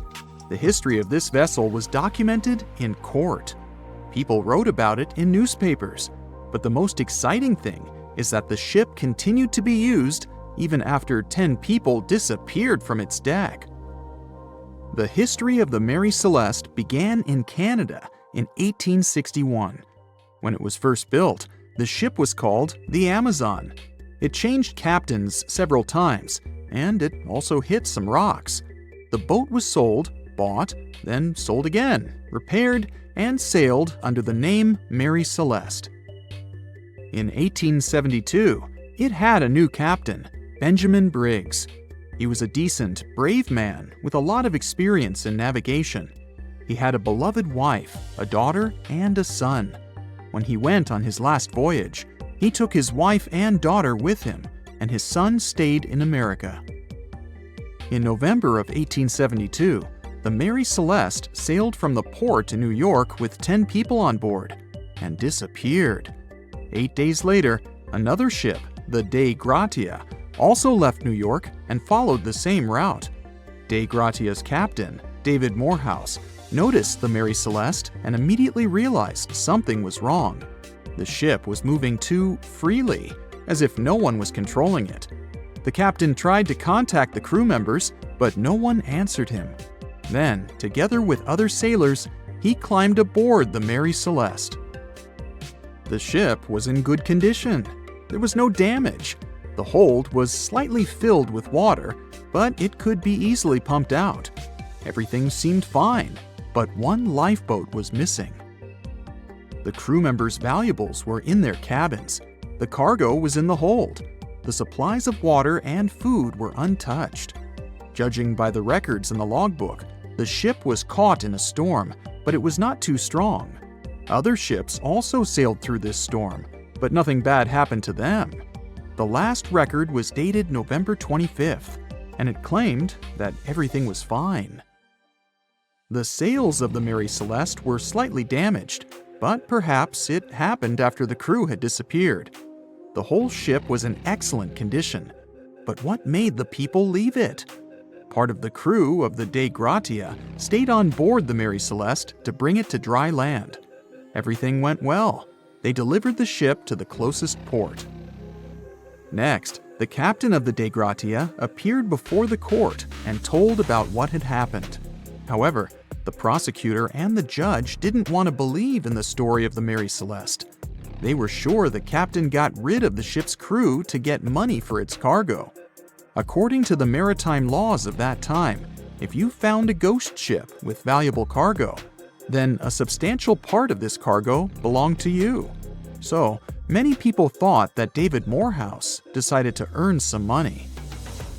This version seemed to be more valid than the one about the mysterious disappearance of 10 people. Fortunately, no one accused the captain of committing a crime. They thanked him for his service and gave him a monetary reward. However, his reputation was damaged, which greatly affected his career, as many believed he attacked the crew of the Mary Celeste. But even after this terrible case, trial, and investigation, the story was not over. The Mary Celeste was still an expensive and efficient vessel. It sailed several times, but then one captain crashed it into the reefs to get insurance. The court revealed this deception and accused the captain of intentional property damage. The story of the Mary Celeste became famous all over the world. People began to build their theories, realistic and not. Someone believed the ship had sailed through the Bermuda Triangle, but this version was quickly refuted, as the route of the Mary Celeste passed thousands of miles away from the Bermuda region. Did the Kraken or another giant monster attack the ship? Nope. Since the boat was found in almost perfect condition, there were no signs of a struggle. One of the most popular versions was that the crew of the Mary Celeste stole some valuable cargo and sailed to Spain on the rescue boat. However, Those who knew Captain Benjamin Briggs said he was a good, honest man. Besides, he had a son in New York, and Briggs would never leave him. A more thorough investigation revealed that a series of accidental circumstances could have caused the disappearance of the ship's crew. Before its last voyage, the vessel delivered coal. Perhaps the pump intended for pumping water got clogged with coal after that. And when the ship got into a storm, the hold filled with water and the pump broke. The captain couldn't understand the amount of water because numerous barrels in the cargo hold blocked the view. Benjamin Briggs assumed it was dangerous to stay on the ship during a storm, so he evacuated with the passengers on a lifeboat. Perhaps they were close to land and decided to sail there, but the storm intensified and overturned the boat. Also, one record in the log journal said that the chronometer was faulty. It was a device that helped to determine your location at sea using longitude. Briggs got lost and didn't know which way to sail. The storm was strong, and he couldn't determine whether the ship would sink. Perhaps Briggs decided to leave the ship in a rescue boat when he saw the coast of the Azores. The uniqueness of this ghost ship case is that, unlike many others, you can investigate it yourself.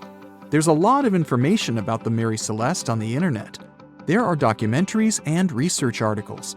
Perhaps you'll be able to notice something that others haven't seen and solve the mystery of the disappearance of 10 people.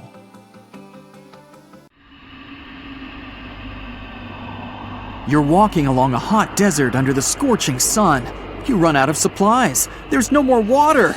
You dream about rain, but there are no clouds in the sky. With each step, you lose more and more strength and fall. You notice a small pond nearby. Is it real water or just a mirage? You can't get to your feet, so you crawl there. The water is getting closer by the minute, but not because you're moving towards it. It's the water approaching you. In a few minutes, the pond area increases. Here, you're already in it. A small lake is formed, 60 feet deep, at the place where the piece of desert was. This real event happened in 2014 in the Tunisian desert. No one knows exactly on what day the lake appeared, since this part of the south of Tunisia is sparsely populated. At first, shepherds passing by saw the lake and didn't believe their eyes. In the next few hours, hundreds of locals came running to the place. They began to swim, jumping into the water from the surrounding rocks. But a few days later, something strange happened to the lake. In the beginning, it was a crystal clear turquoise blue color, but then it turned dark green. People didn't attach any importance to this and continued to swim. They shouldn't have done that. The scientists and geologists arrived and immediately announced that it wasn't safe to swim in the lake. Muddy green water means the lake is stagnating. It's not refreshed, it's not fed by underground springs. Now the lake is filled with algae and a lot of harmful bacteria that can cause serious diseases. They also found out that this region of Tunisia is filled with huge deposits of phosphate. This substance can disintegrate and leave radioactive traces. The lake can be carcinogenic, toxic, and hazardous for any living organism. But people didn't worry about this too much.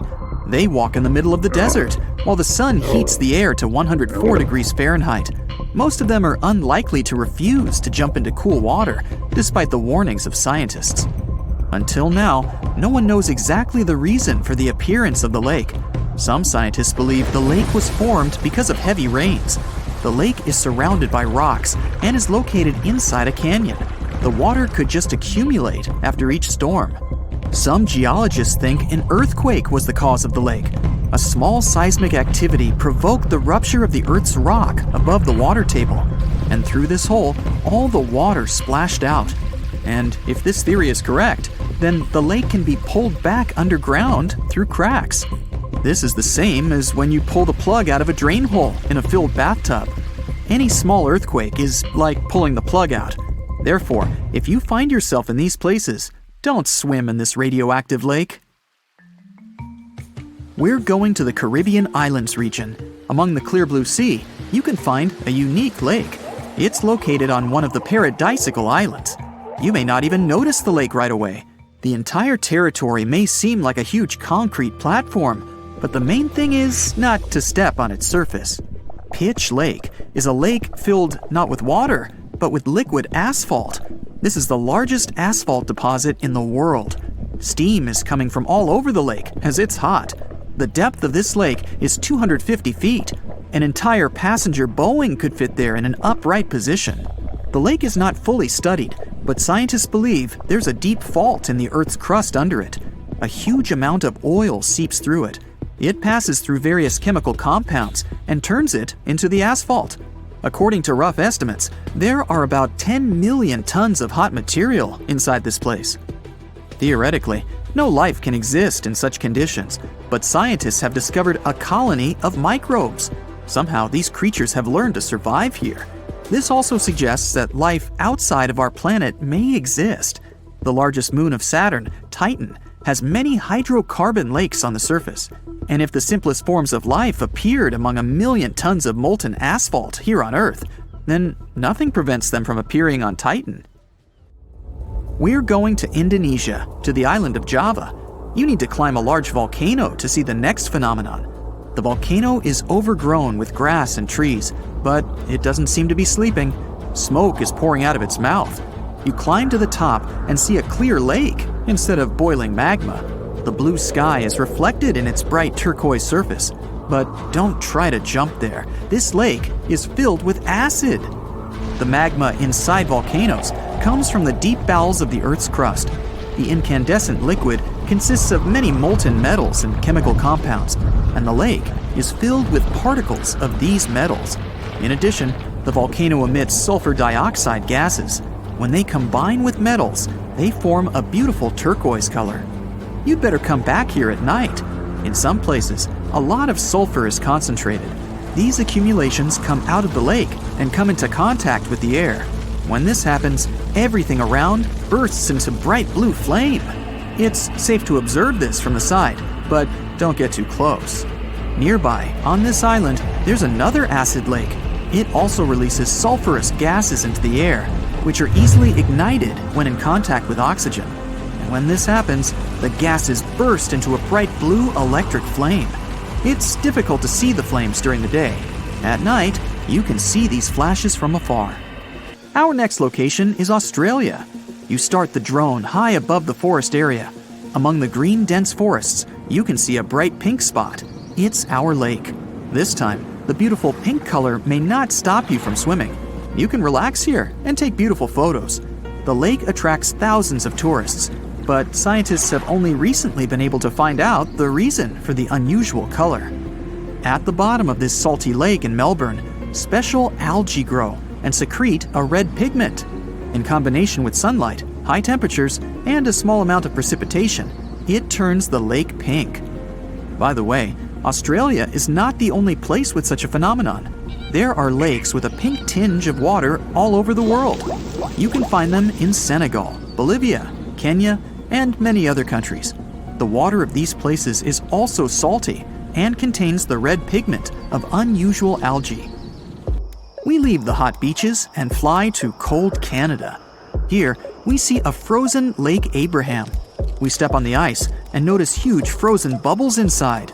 They resemble jellyfish, and there are thousands of them there. This is methane. It's a highly flammable substance. The grass, leaves, pieces of trees, and any organic substances that fall into the lake become food for a lot of bacteria that emit methane. Upon contact with frozen water, methane turns into tens of thousands of frozen balls. When the ice melts, the bubbles burst and sizzle. This phenomenon can also be observed on some shores of the Arctic Ocean.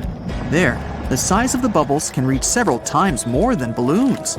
It's a beautiful sight, but it's not safe, since methane ignites when it contacts with air. We're in the coldest place of our journey. It's Antarctica, near the driest desert on Earth. A dry place doesn't mean it has to be hot. It's an area with minimum precipitation. The desert isn't sand and cacti, but a place where almost no living life inhabits.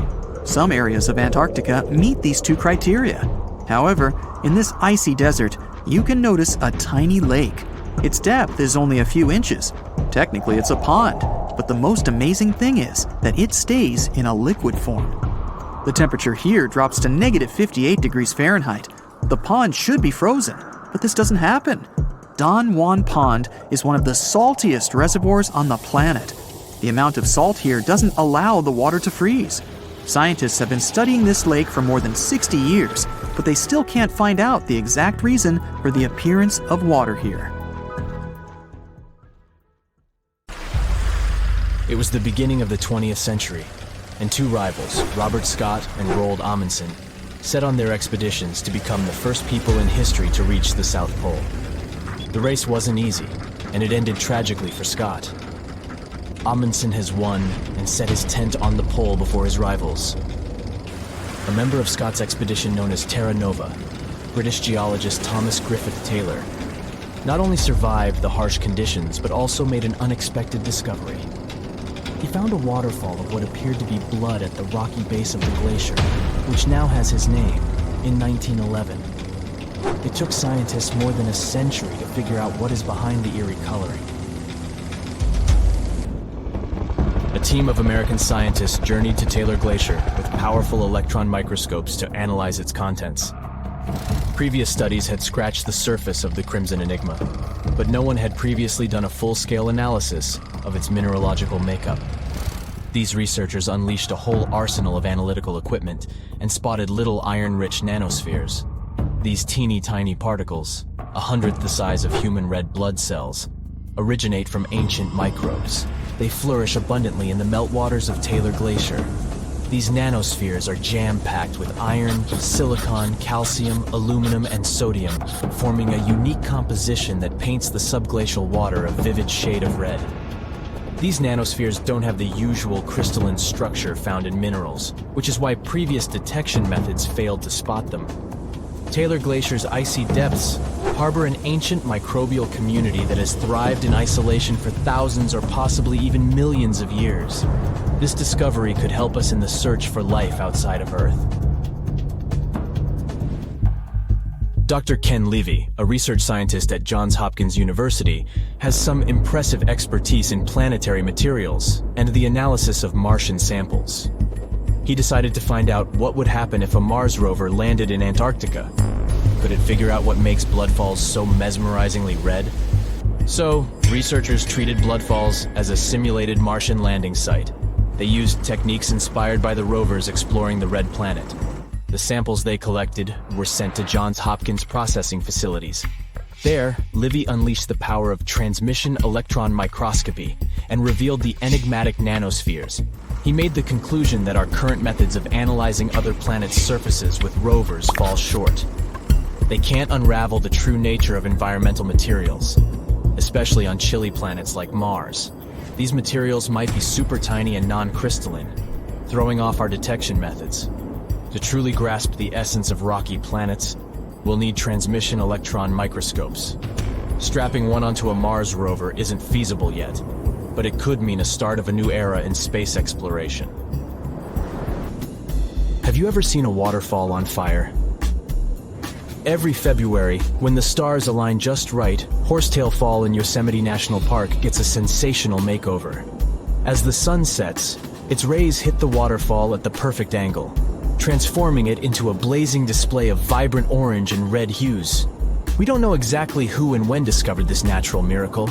The original valley dwellers may have known about it, but they kept it to themselves. It wasn't until 1973 that photographer Galen Rowell captured the first known photo of the waterfall, bringing it into the limelight. Since then, the firefall has become a global sensation, spreading like wildfire on social media and drawing crowds from far and wide. This magnificent cascade draws hundreds of spectators every year, but they can only see the show under certain conditions. First things first, Horsetail Fall needs a flowing stream. If there's not enough snowpack in February, the waterfall won't have enough water to create the magic. The temperatures must be warm enough to melt the snowpack during the day. If it's too chilly, the snow will stay frozen, and the fiery spectacle won't ignite. Second, we need a clear western sky at sunset. Those sunbeams need a straight path to hit Horsetail Fall and make it come alive. And since the weather in Yosemite is ever-changing, clouds can magically clear up just in time for the show. If all the conditions are just right, you'll witness the Yosemite Firefall in all its glory for about 10 minutes. The mystery of the sailing stones in California's Death Valley National Park has puzzled scientists for years. Heavy stones seem to have a mind of their own and move across Racetrack Playa, a dried-up lake bed. They leave behind a trail on the cracked mud. There were all kinds of theories to explain this phenomenon, from magnetic fields or dust devils, which are strong whirlwinds, to mischievous pranksters. No one has actually witnessed these rocks in action, which only added to the mystery. In 2006, a NASA scientist named Ralph Lorenz entered the scene. He was studying weather conditions on other planets, but he couldn't resist the allure of Death Valley and those elusive sailing stones. He had an eureka moment while tinkering at his kitchen table with a Tupperware container. Lorenz filled the container with water, leaving a small rock poking out, and chucked it in the freezer. Then he placed this icy construction in a big tray of water with sand at the bottom and gently blew on it. The rock began to glide across the water, leaving a trail in the sand. Lorenz had been studying how ice can make big rocks float and move along tidal beaches in the Arctic Sea. Applying this knowledge, he and his research team figured out that, under certain winter conditions in Death Valley, enough water and ice could form to make the rocks float across Racetrack Playa in a light breeze. And as they glided, they left their mark in the muddy terrain. The River of Five Colors, Cano Cristales in Colombia, has the unofficial title of the most beautiful river in the world. For most of the year, it looks like any other regular river. The real magic happens between the wet and dry seasons, when the water level is just perfect. This unique river floor is lined with a special plant, and when the conditions are right, it bursts into a dazzling display of colors. Think vibrant reds, stunning yellows, and lush greens, all mingling with the blue water. It's like stepping into a living rainbow with 1,000 shades in between. This phenomenal display only lasts for a few weeks, from September through November.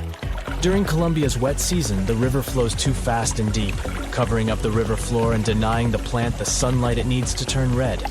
And in the dry season, there's simply not enough water to support the vibrant life in the river. So you have to catch it at just the right time. The reason behind Maldivian beaches glowing in the dark at night isn't a mystery, but it doesn't make them any less impressive. It happens thanks to the bioluminescent plankton. These tiny creatures are like little underwater disco balls, emitting a cool blue glow when they are agitated or on the move. Imagine walking along the shoreline and leaving behind glowing footprints. You can even take a night swim amongst these magical plankton.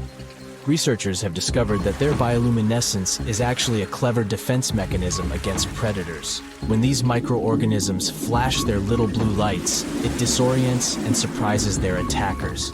The plankton produces this light using a chemical called luciferin.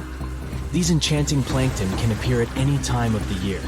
The best chances of seeing them in all their glowing glory are from June to December. During this period, there's a higher volume of plankton in the seas of the Maldives, creating the perfect conditions for a luminous show after the sun sets and the night sky takes over. You'll only witness the magic of bioluminescent plankton when tidal currents bring them close to the shore in large numbers.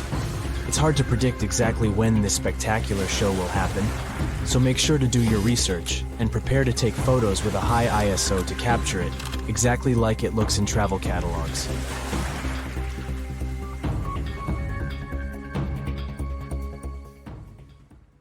The coldest part of our planet, Antarctica, keeps surprising us. Take a look at this waterfall named Blood Falls. Reddish water falls from the white ice. Scientists concluded that the color is related to iron. The water coming from the glacier oxidizes and rusts when it's exposed to oxygen, and the red color occurs. Step on Mount Gandig. It lays eggs. Well, maybe not real eggs, but the stones certainly look like dinosaur eggs. That's why the mountain got its fame. Let's call them stone eggs, formed in one part of the mountain over 500 million years ago. Interestingly, this phenomenon repeats once every 30 years. Eggs come out in various sizes and shades. The stones appear on the surface of the cliff. A study made in the area has revealed that the composition of the stones of the cliff isn't similar to other parts of the mountain. Here, calcareous rocks rule. They're more prone to erosion. They ripen off day by day. It took 3 decades for the stones to get to the egg shape. Yet, it's still a mystery how these rock formations can be so perfectly spherical and smooth. According to scientists, every stone egg has an organic core. They're made of shells, plant remains, fish teeth, and skeletons. Maybe this has something to do with it. Gulu village is close to the stone eggs. Locals believe that these eggs are sacred. Villagers associate it with good fortune. In fact, nearly every family has one of these eggs in their house. Unfortunately, there are only about 70 eggs left, so if you want to see them, you gotta hurry up. The Richat structure is a circular geological phenomenon in the Sahara Desert near Mauritania. It's made out of rocks in layers, and these layers look very much like rings. No wonder the unique structure even got NASA's attention. Up from the sky, the geological feature seems to be swirling and spinning. Scientists are still not sure how these rings got there. Some say it was an asteroid impact. Many others believe that it was a natural geological process. To them, the Richat structure is an uplifted and eroded dome.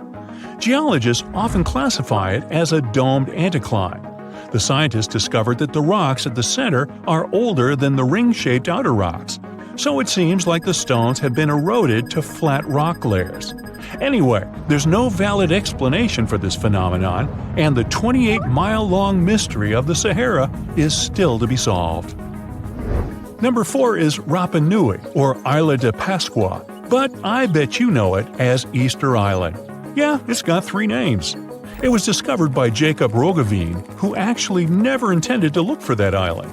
He just casually landed there one Sunday. That's where the name comes from. Jacob was supposed to find Terra Australis. Disclaimer, it's not Australia. This one never existed and was nothing but a hypothetical continent. Plus, he wanted to peek at Davis Land, which was believed to have once been seen by Edward Davis, the pirate, not Edward Davis, the saxophone player. Jacob failed at that too, though nobody ever saw that island except for the pirate Davis. Jacob may have failed to discover some lands he wanted to, but he discovered Easter Island instead. This is an island and special territory of Chile, located in the southeastern Pacific Ocean. It's on my list because nearly 1,000 stone statues called moai were found there. They were created by the Rapa Nui people. Nearly all statues represent gigantic heads, but there are also a small number of figures kneeling with their hands over their stomachs. Each statue represented chiefs or other important members of Easter Island society. To curve those statues, the locals used volcanic stones that were softened. Our next stop is the gateway to the underworld. Nah, don't worry. This is just how people labeled Darvaza gas crater in Turkmenistan. This giant natural gas crater has been there for 5 decades. This crater is continuously burning gases. The president of the country wants experts to find a way to extinguish this continuous firing pit. This site was created by people accidentally in 1971 while working on a natural gas project.